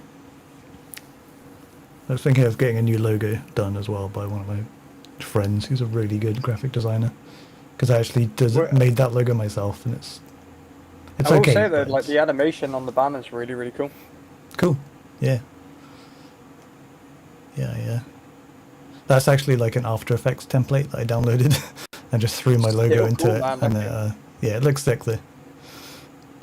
I actually made it originally as like a what's it called? Like an intro sting for my like YouTube videos, where like that would play like at the beginning of every video with like a little audio clip that I made for it as well. But I figured it also looked really cool at the top of my website, so I Yeah, decided to man. do that. Cool. So let's have a listen through of the track so far and see if there's anything I can pick out that needs some attention.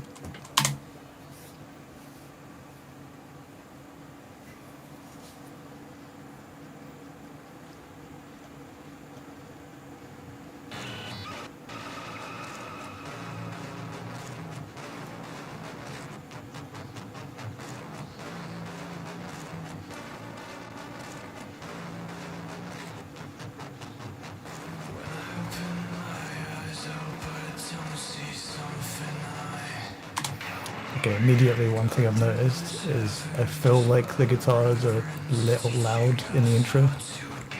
I just feel like a jump up in volume would help there. So let me just bring those down like 2 dB.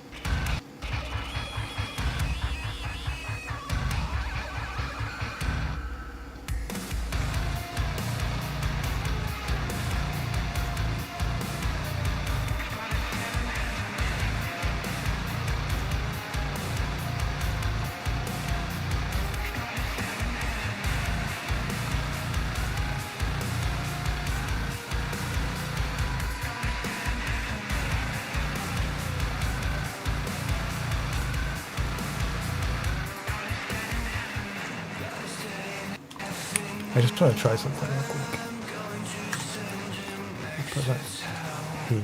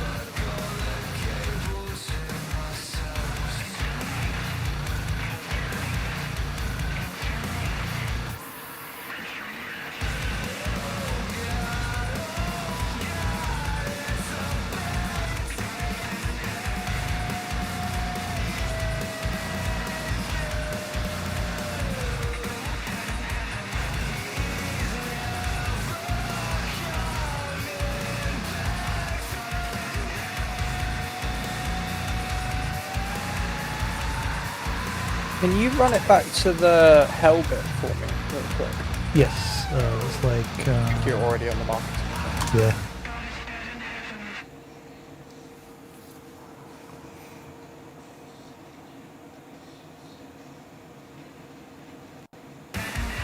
Ooh.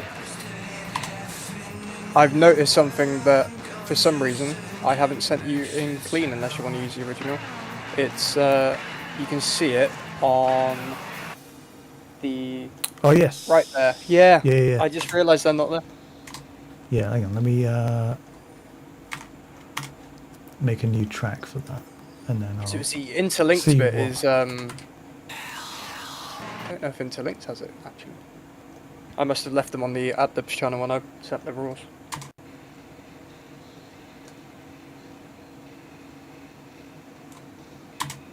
I mean, I think that version from there sounds fine.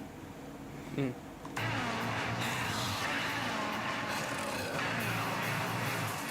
I will do one thing, and that is a tiny little bit of EQ. And actually, what I'm going to do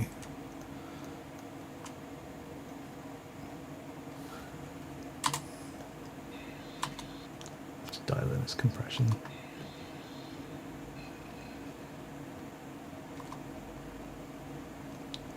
Kind of want to get it. I think it's on the AdLib channel for the interlinked bit as well. Wouldn't have been sent the same thing.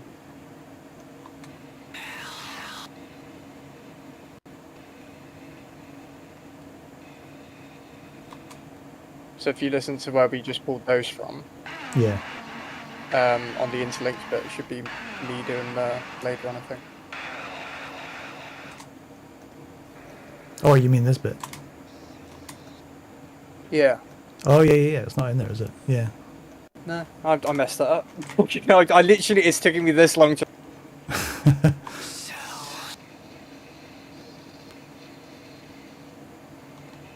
Luckily, the one you sent me, I think, Mm. does sound okay. So, It's like playing into the robot voice AdLib, which is also me, for those who are still there. That is me Yeah. pitching myself up and doing a Princess Diana impression. Genuinely. You want a cool, like, lady voice? Just do that. yeah. I mean, if you're going to process it a ton after you've done that, you won't even be able to tell. Like, I couldn't. I was like, is this a sample? Is this like, did he get his girlfriend to do it? Like, what is it? You know what, like, there's been a few times where Faye's offered to do, like, female vocal parts, but I've just always ended up doing a Princess Diana impression and pitching it up. Genuinely, that's how I get there. I get in the headspace of It works. quaint, posh lady. You gotta put your tiara on for that. Alright. Let me do another thing real quick as well.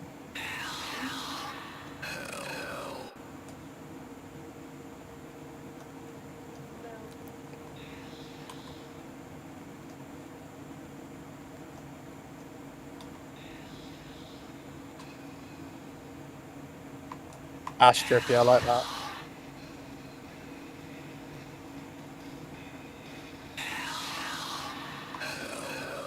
I'm just gonna...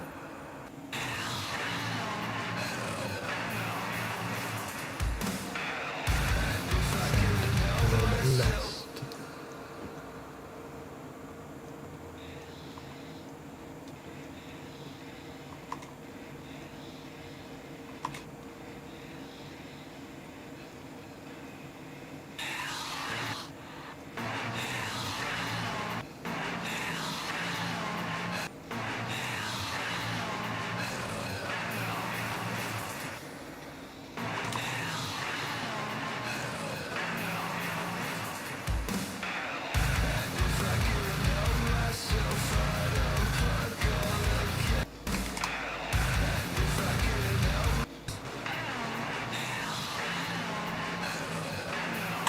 You know what? I think the distortion needs to be way fucking louder.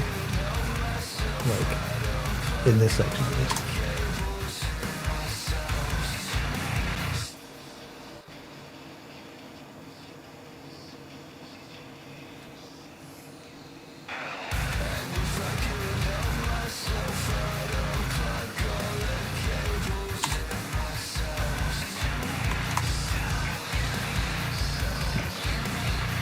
On an ad-lib note, can we slightly raise the volume of that little Teddy scream one, the one that's kind of on its own? Oh yeah, this bit here. Yeah. Yeah. Yes. I didn't even ask Teddy to do that. He just pinged it to me. I was Yeah. like, that's sick. Like, that's such a good little addition.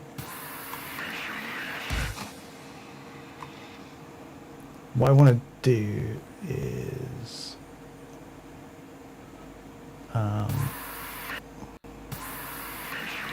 like a high shelf on it,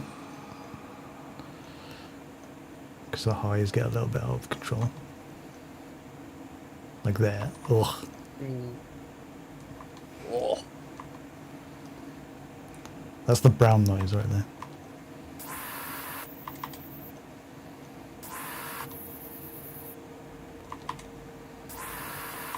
And then I can bring it up without it sounding too harsh.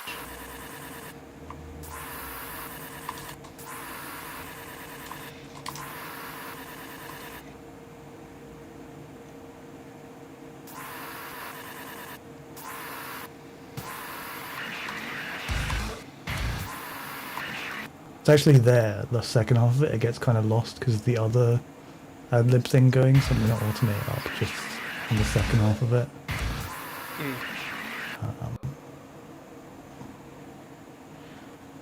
I'll do as well.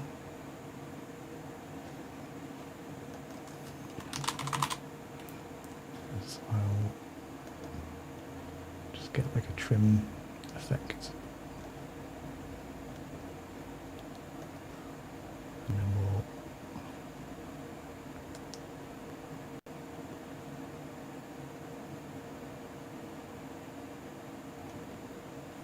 fuck, didn't mean to do that. That's all good, dude. Thanks for popping in and checking it out, man. I really appreciate that. Yeah, take care, man. Thanks for coming. Just made the wrong fucking track bigger.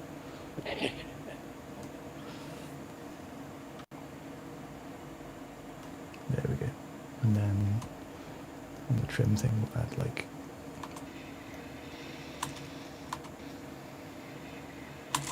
that's better.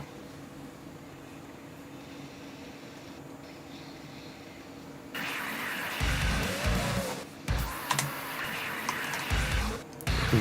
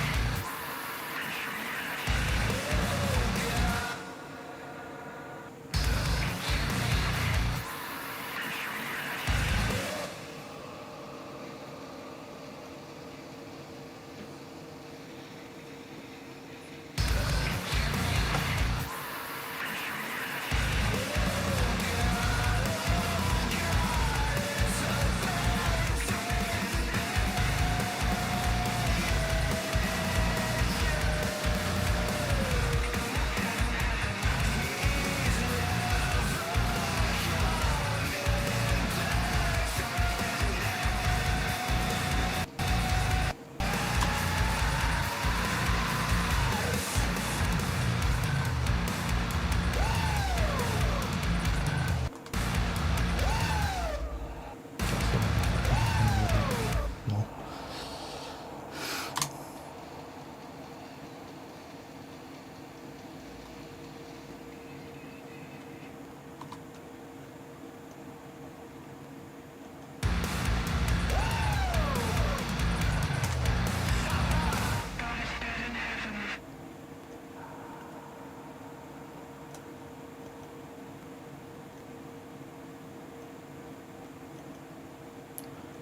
Doing a little bit of clip gaining to get these to match the level of everything else.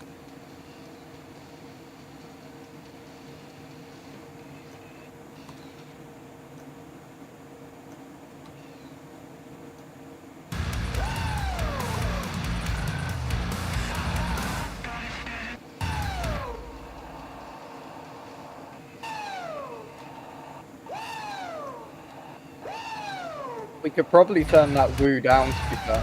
Yeah, I was going to go through, after I've done everything at this level, kind of go through on the vocal mix bus, and that's where I'll do like final automation for like each like section, just to bring the overall level of all the vocals down, or like each layer of vocals, like each section of vocals. What would be handy to do while I'm doing that is take the vocals and put them at the top of the project so I can see where I am.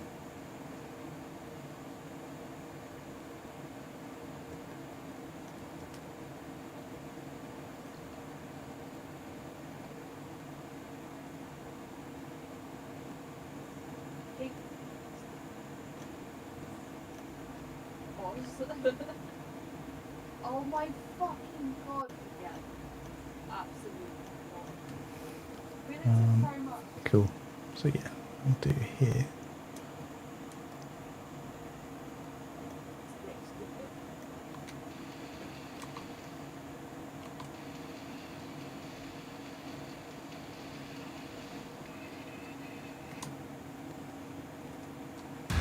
Because this allows me to just change literally just the volume of all of the vocals and anything related to the vocals, like the effects do, in one go.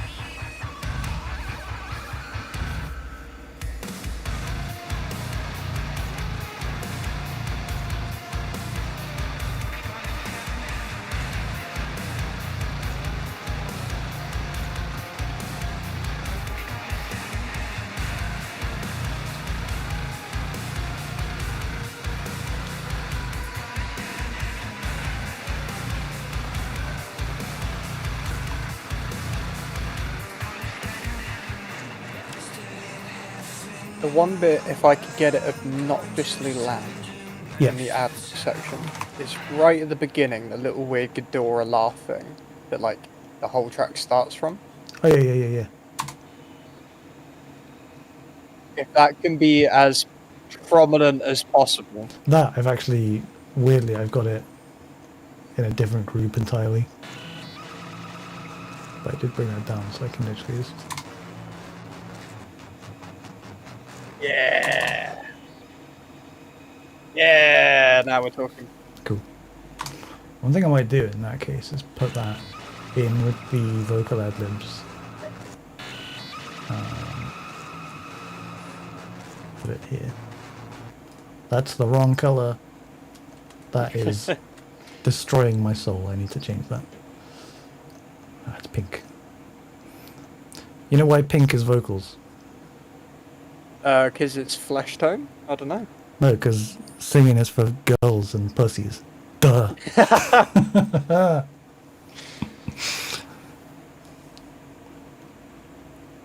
In actuality, it's actually like I'm too much of a fucking pussy to put myself out there and sing and try and learn to sing. So should be red, like manly color. It's fucking manly to sing, bare your soul to the entire fucking planet. Let's see. I'm thinking what would sound really cool If I send that to this effect.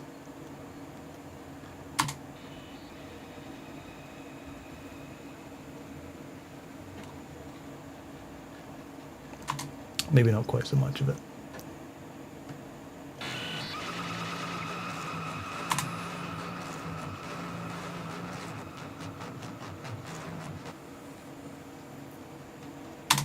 What do you reckon? Like, there's really long, like, reverb tail on that. Yeah, man. I mean, it's like that was the first of the weird little screech things I made, and I was like, that's got to kick off the whole tune as like a weird, like kind of a beat tag in a way. Yeah. It's my And signature just, kind of I mean, you weirdness. put it on and immediate, like, if this was on like a Spotify playlist and something else has been on before and it goes to this, immediately you're just like, wait, what is this? Yeah, exactly, man.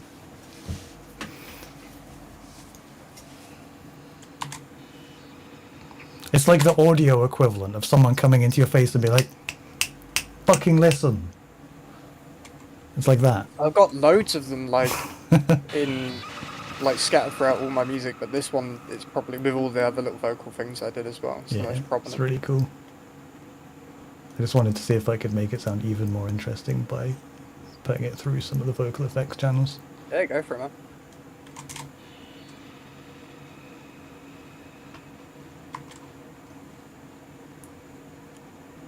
I've actually I like that sound so much that I actually rendered it out and put it on Discord as a sample thing Nice. to annoy my mates with.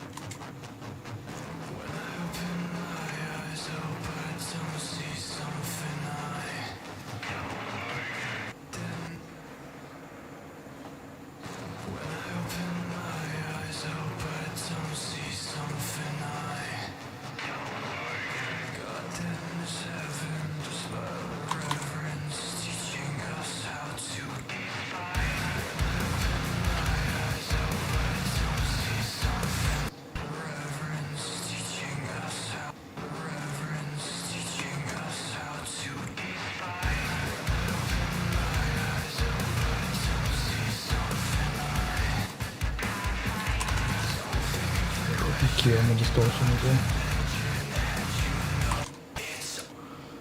I'm going to take some of the lows out of that.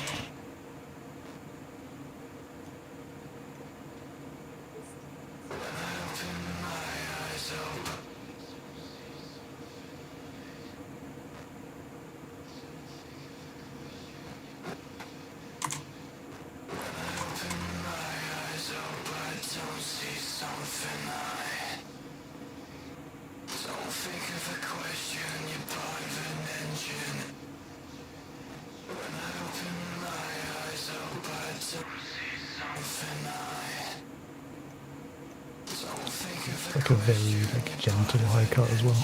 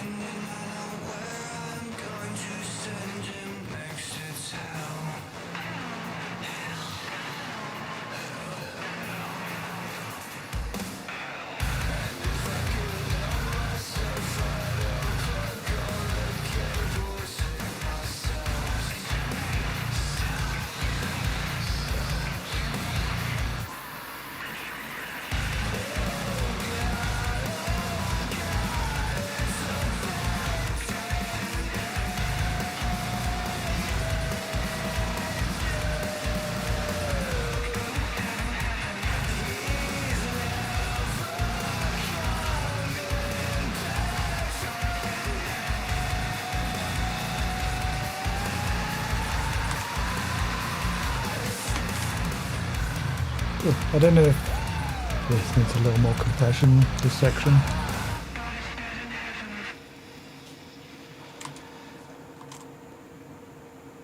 Also, Because it's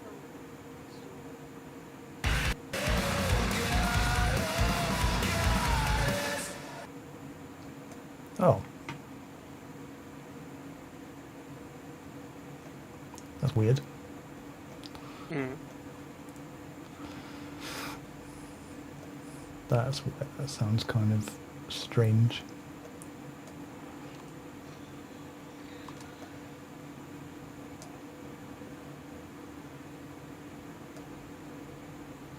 Back into the nitty gritty.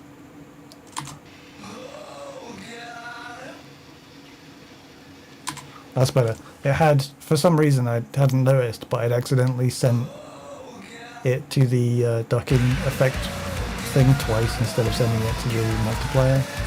Ah. So it was like twice as loud in this, and then there was no like width from it. I was like, it sounds really weird and narrow. But yeah, that's cool.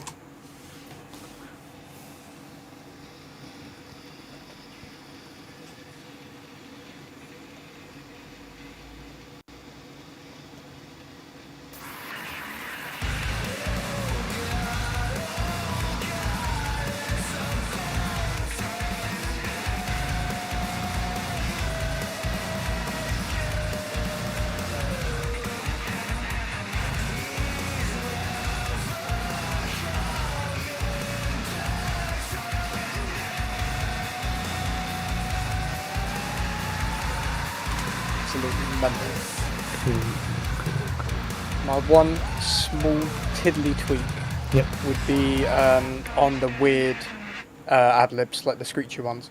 If we shorten that delay / reverb slightly, because on the bit where the drums come in with that really cool chinery stuff that you did, it rings out a Yes. little bit long. So I'm like, if we shorten it overall, when those drums come in, it kind of... Yeah. Where's that in the song? Like, let me find it.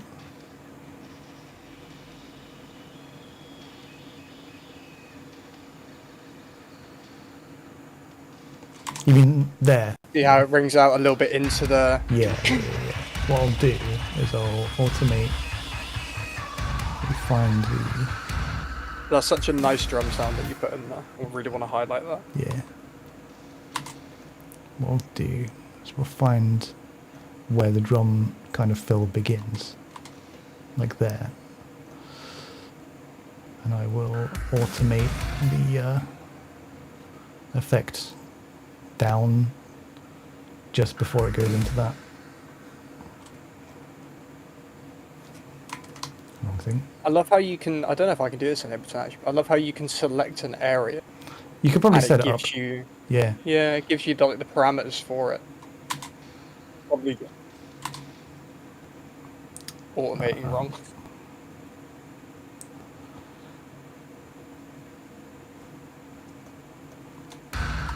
It's also this one as well. So we'll do one there too.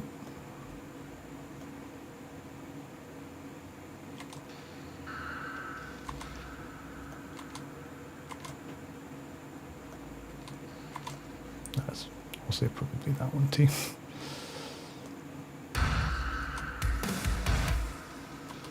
Oh, I need to make it so it doesn't immediately come back up.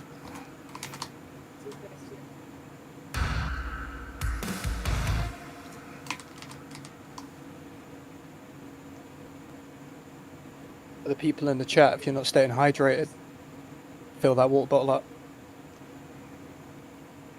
Just filled up my Sailor Moon flask. I'm not even joking. It's bright pink. Got it from Primark. Best £9 I've spent all week. Amazing. Amazing. Yeah. Yeah, cool.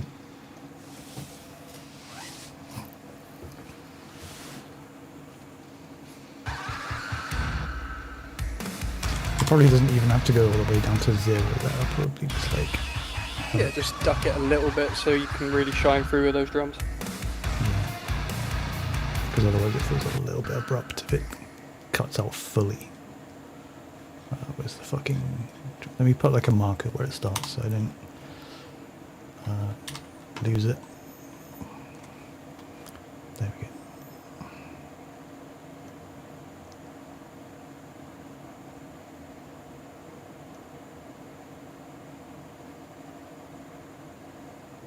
Oh wait, hold on.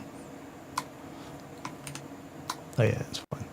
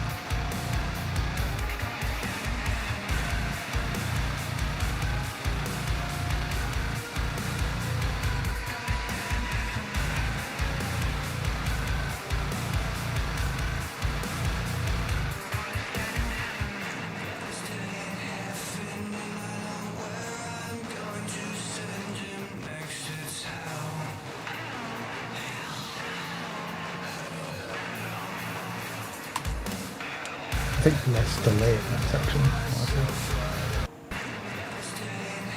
I think it needs to go a little bit drier there. Send to the volume.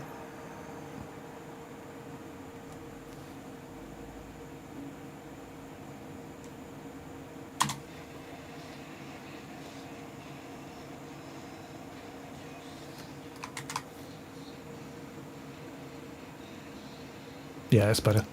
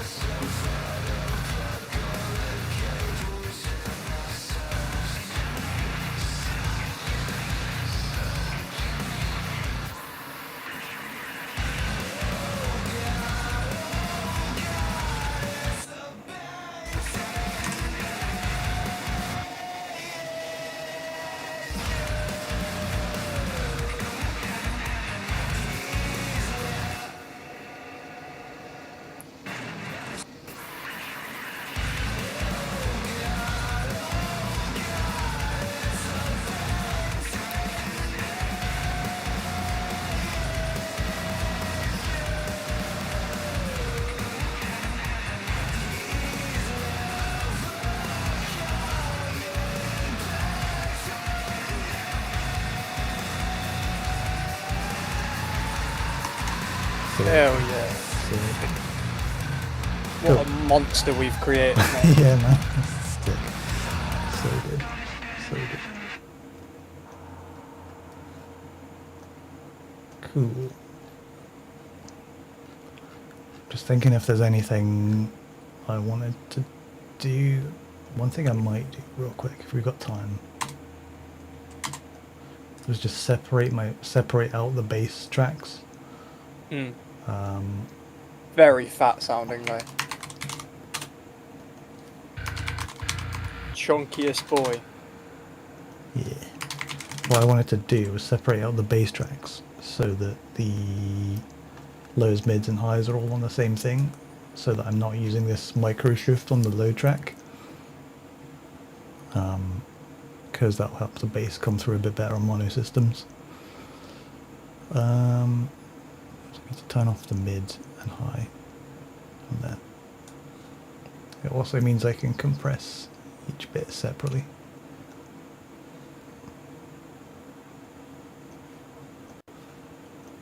This is what I love about parallax. You can dial it all in as one thing, and then if you want to separate them out, you just do this, and then It's mad. what I'm going to do I'm doing stuff like a caveman by just doing the MIDI and deleting the other notes. The other thing I'm going to do is export a DI.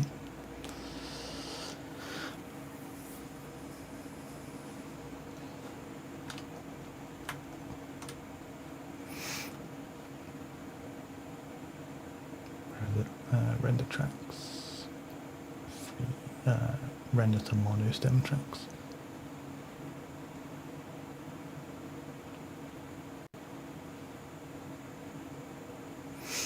Because then what we'll do is we'll delete that MIDI from there and bring our DI down onto it, so we're not using the exact same performance on every track. So I don't think that would have made much of a difference anyway, because I was using the Doom switch on the Umansky bass, which limits it to one set of samples with no round robins, but just in case.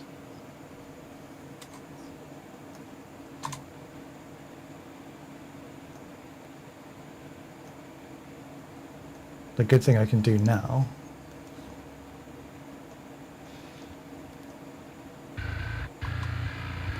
is I can crank the mix of that up slightly higher now.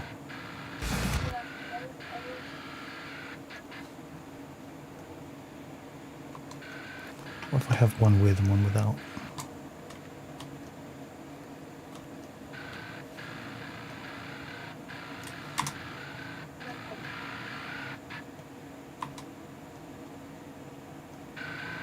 Cool.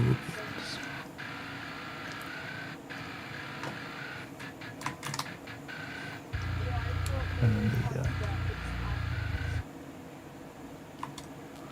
I'll do the same thing for this section as well. Another plugin I need to put on like a list. It's going to save me a lot of time. It's a really good plugin. Like, I don't really use anything else for bass tones nowadays because I can kind of get everything I need out of this. What's it called? Parallax by Neural DSP. You can process the lows, mids, and highs like separately, and like the low you get like compression, and then you can set like where your crossovers are, and then you've got like a master EQ for it as well, and a cab section as well, which is really useful.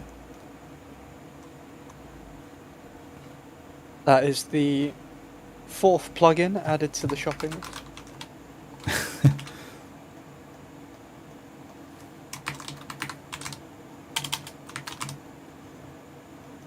It's funny because the plugin is made to like stop you from having to do literally what I'm doing right now, but because I like to put like a bit of like micro pitch on my highs to like spread them a little bit, but not on my lows, I have to do this anyway. It's good to be meticulous though. Yeah. Prefer to keep the lows down the center. And then also do I want the DI for this again.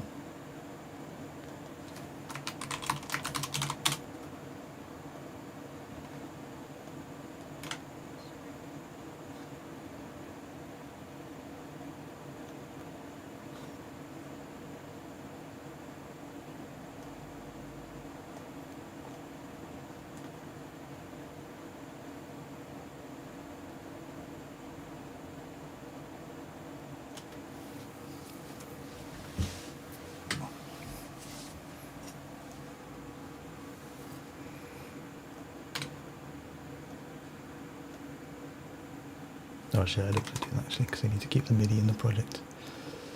That's fine.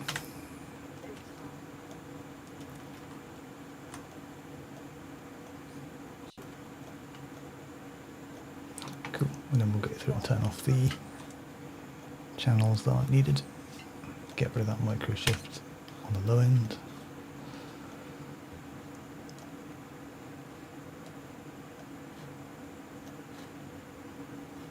Oops.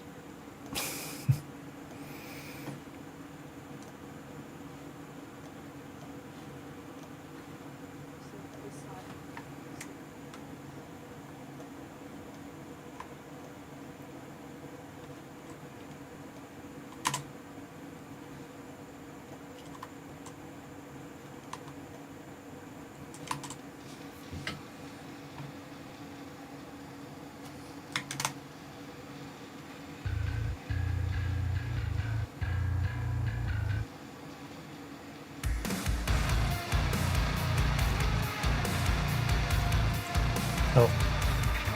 You know what, actually? Can I make that work? With the,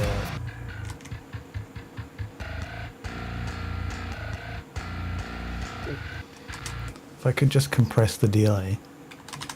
We've gone into like Mudvayne territory now. Yeah, I just want to see if it works, because if it does, it could be incredible.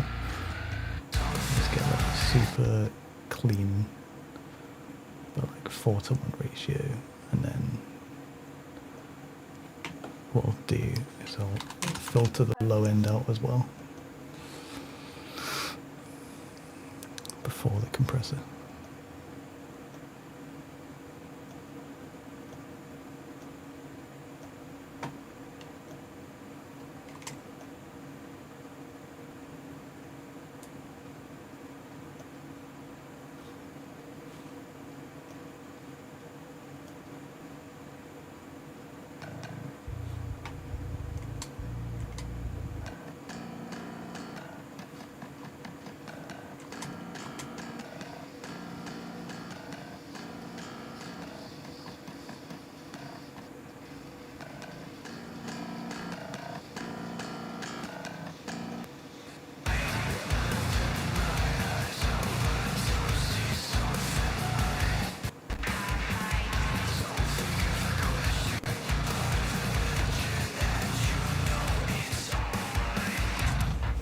Just gonna crush it with L1 after as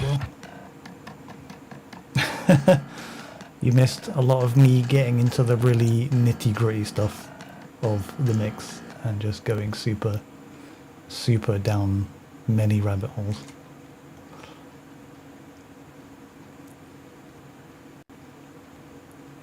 We've been working on the vocals for most of the stream, actually.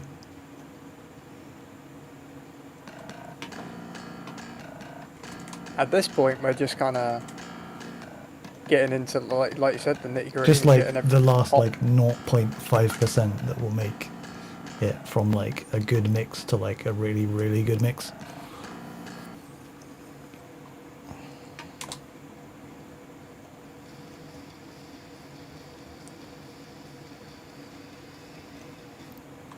I'm thinking I microshift that a bit.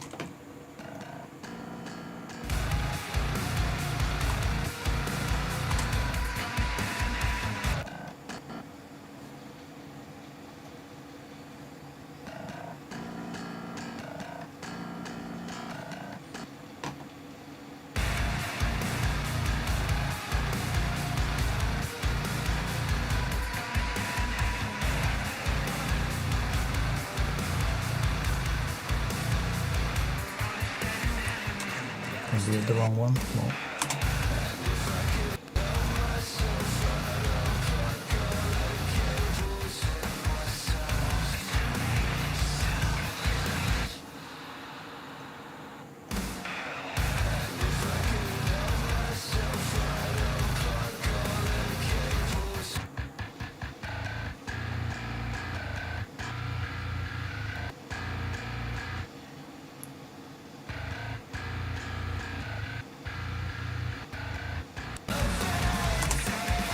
I don't know, I kind of dig it.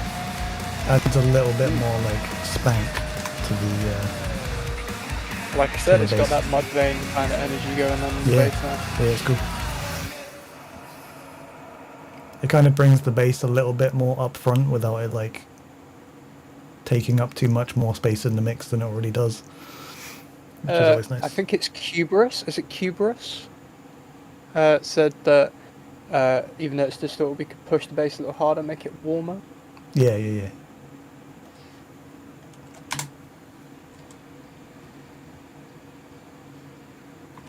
So like more, a little bit more saturation. Yeah, we warmth. could try it. I'm open to ideas. One thing that we definitely could do is on the bass group, let me put Culture Vulture on it and just saturate it a little bit, see what happens. Mm. There are some good stuff.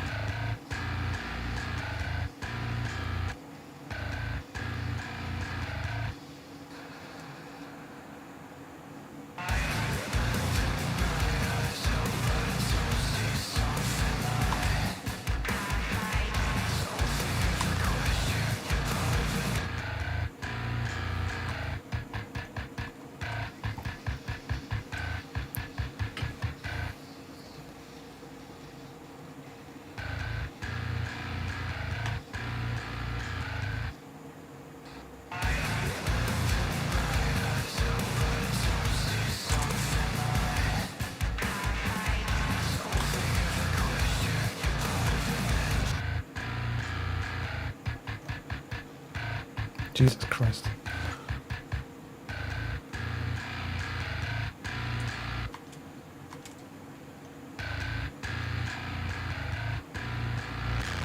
I need to look volume match it.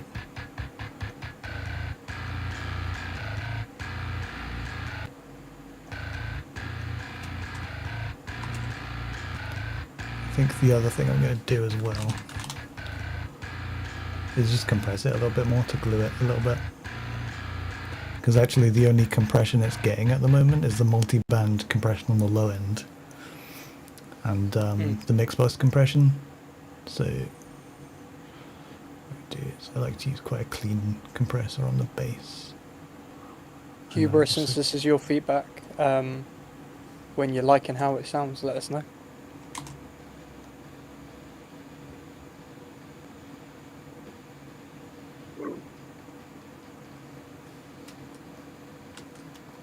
Oh yeah, we want to do that after that.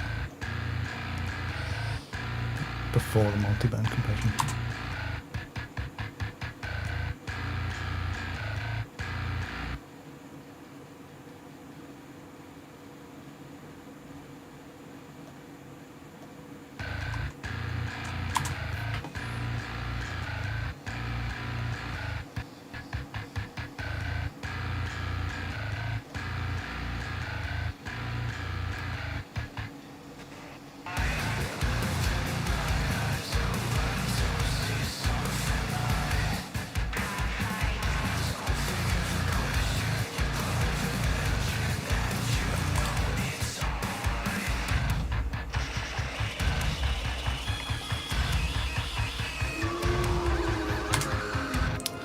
Yo, Tower! Nice to see you. Thanks for the raid.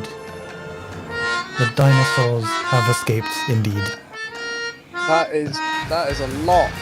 That's a lot of emojis. My God.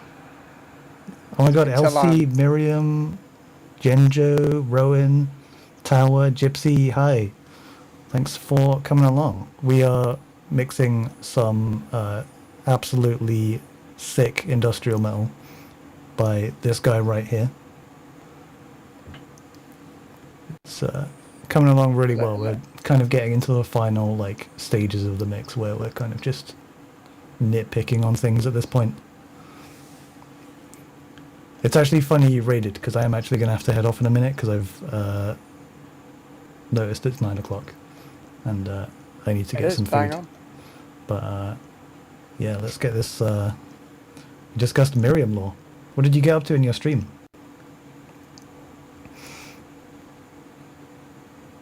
19 people. Hello. All 19 people of you. That's 19 fleshy Yeah, we can humans. definitely get a raid train going in a minute, yeah.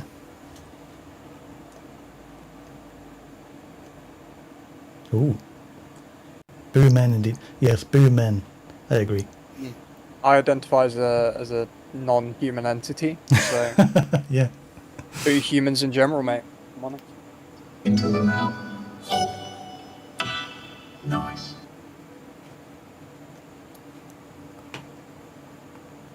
Thank you for the follow, Masterpiece. Much appreciated. Nice. Let's see how this bass is gelling together now then.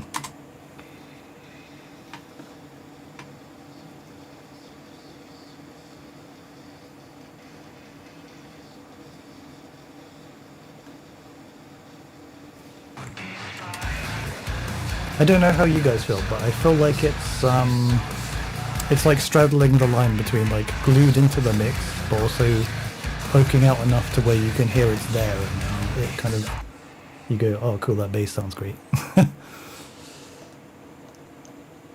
I mean, I'm a retired bassist myself, so any obnoxious low end, that's my department Yeah. of choice. If I hear a disgustingly, probably too loud bass in a song, I'm there for it. Yeah. Like, that's what I want to be too loud for me Yeah. personally.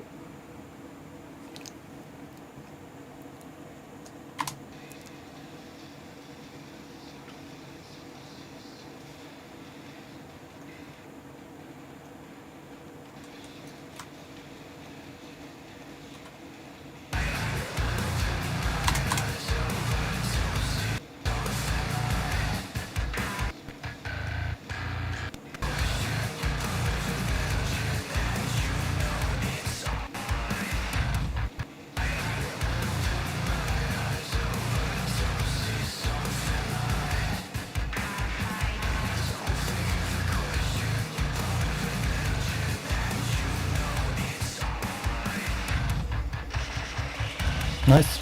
Cool.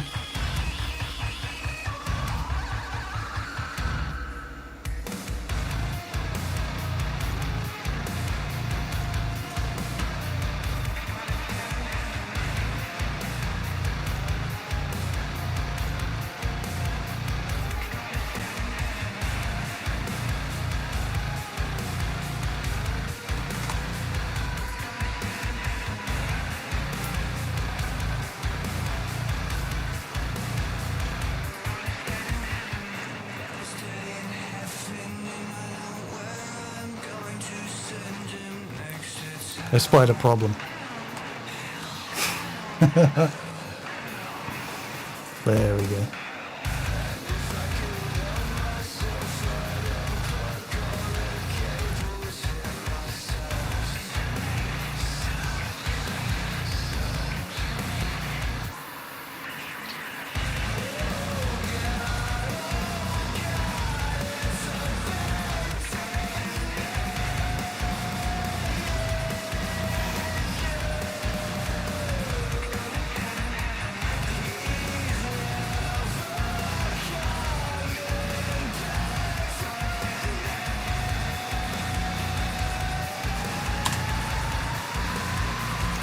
Cool.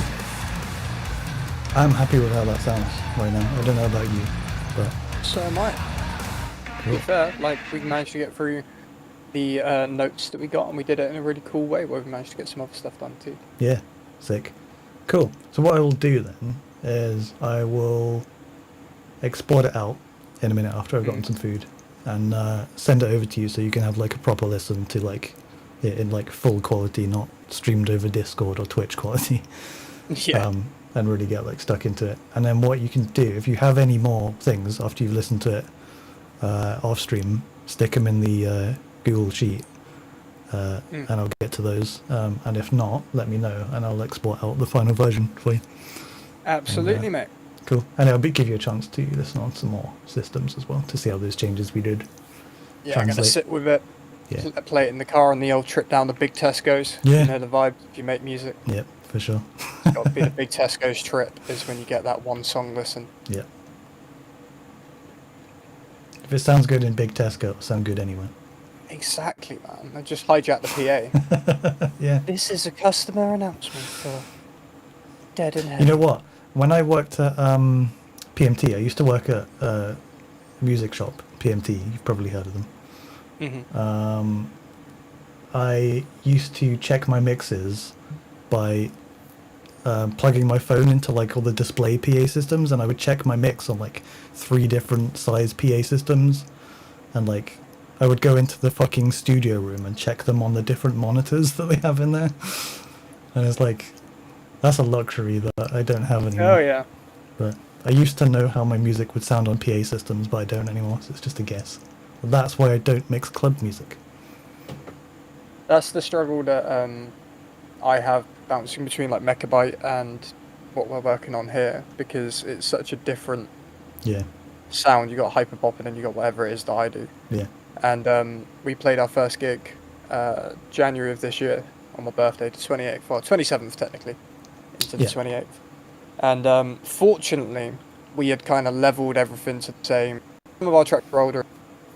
We put everything through like a one project and got them all to the right level, kind of a similar mix, and we were very fortunate that our performance was like mixed quite nicely for their system, the way that we had done it, whereas Yeah. some of the other acts had a bit of problems with like you had to get the levels up and they were like bass up and we were like spot on, and I was so proud because we had never played live, tested our stuff on PA, and we got very lucky. So God knows how they're going to deal with myself getting on stage with all this random noise and different genres all mixed together. indeed. I look forward to the day of blowing up a PA and being told I have to pay for it. Cool.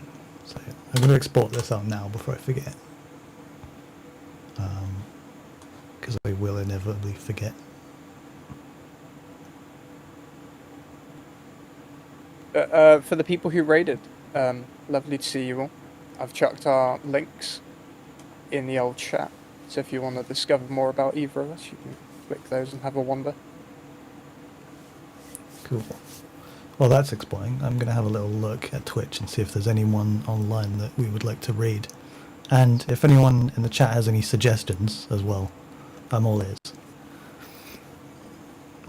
Because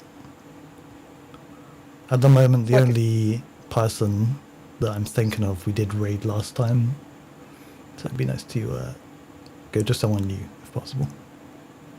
That's on the note of ideas. If anyone's got any like suggestions in terms of this track, or any ideas in general, send them our way, because it's been a bit of a community project, this song, so far for me. I've had loads of people in it, and I'm enjoying people listening to it early and getting an opportunity to say, hey, this bass needs more warmth. Like that's such a different experience to how I normally create music. So. This is why I love doing this kind of stuff on stream, because it gets me out of the kind of cycle where I'm like struggling to make decisions. It's like, yeah, if I can like say like, hey, what do you think of this, like in the moment, or like say, hey, like what do you guys in the chat think about this sounds, it's kind of stops me doubting my decisions. Or if something isn't as good as I think it is, like I'll know about it, and that's good. It's good to know about it at that point rather than later on, you know. I think I've been saying this for years, is that Spotify needs like, and I'm not trying to champion Spotify, but I've been saying it since I was beta testing back in like 2012, 2011, but they need like a social element to the platform where people can leave comments and enjoy things, and like, especially when you're creating music, it's easy to think, like you look at someone's, you'll be on the Spotify for hours. You don't really, that's a human being that's driving, like at a house party or whatever, you just see a number. Whereas seeing a chat at the side and people going, this sounds really cool, like it reminds you there's a human at the other end of the platforms. Yeah, like it's really cool to be able to like, this is why I kind of tend to use YouTube more than like Spotify, because if I'm listening to something, I can just tell the person that made it how much I love it right there, and they will probably see it. But if Spotify had something like that, it would be awesome. I've been saying it for years, and I think I even put it in one of my... I think it's literally just the fact that they would have to moderate it, so which means they'd have to hire more staff, which means they would make less money, which means... they would have to pay people, they don't pay us as it is. Yeah. Imagine if the people that were moderating the comments on your song got paid more for doing that than you got paid to spend like 800 hours making it. You know what? If they did employ a human, that would definitely be the way they did it. But to be fair, like YouTube isn't, like YouTube can be a bit of a cesspit, but at the same time, like I've noticed whatever algorithms they've got just kind of culling the fat on it. Like it's not as toxic as it used to be, and Spotify could definitely just copy whatever they've got there. They've got the resources, they've got the money that they're not paying us. Giving an evil entity good ideas. They need ideas. They do. They should just hire us. Yeah. Indeed. Just us. No one else. Oh hell yeah! We're on the rush. We're on the rush number for the time right now. 21:12. That's the prog hour. Let's just delete everything and make this a prog tune. Yeah. Well, all I've got to do is just take all this. Hang on. Here we go, people. Copy and paste about 6 times, so like the length, it finishes like over here somewhere, and there you go. Yeah. Progressive industrial now. Instrumental for 3 minutes, and then the same song for another 3 minutes but with vocals, and then the same song again but without the drums. Yeah. Perfect. Oh, I just noticed something wrong there. There we go. Cool. So, what we're going to do is we're going to raid my friend the Swedish Blizzard, who's playing a bit of GTA 5 roleplay right now. He's a cool dude. I've known him a long time, from when I used to post on the Rob Chapman / Monkey Lord forum all the way back in like 2010, 2011. Oh damn. Yeah. So, and he streams now. He's quite a small channel, so we could do with our support. So, let's get that raid going.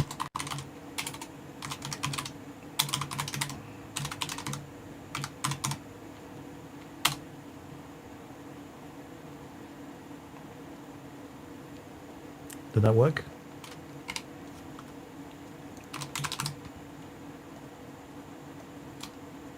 Doing us something.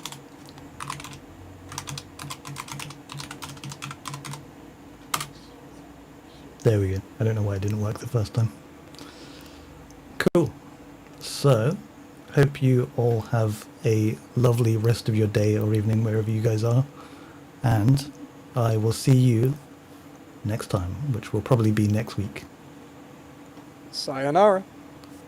Take care, folks.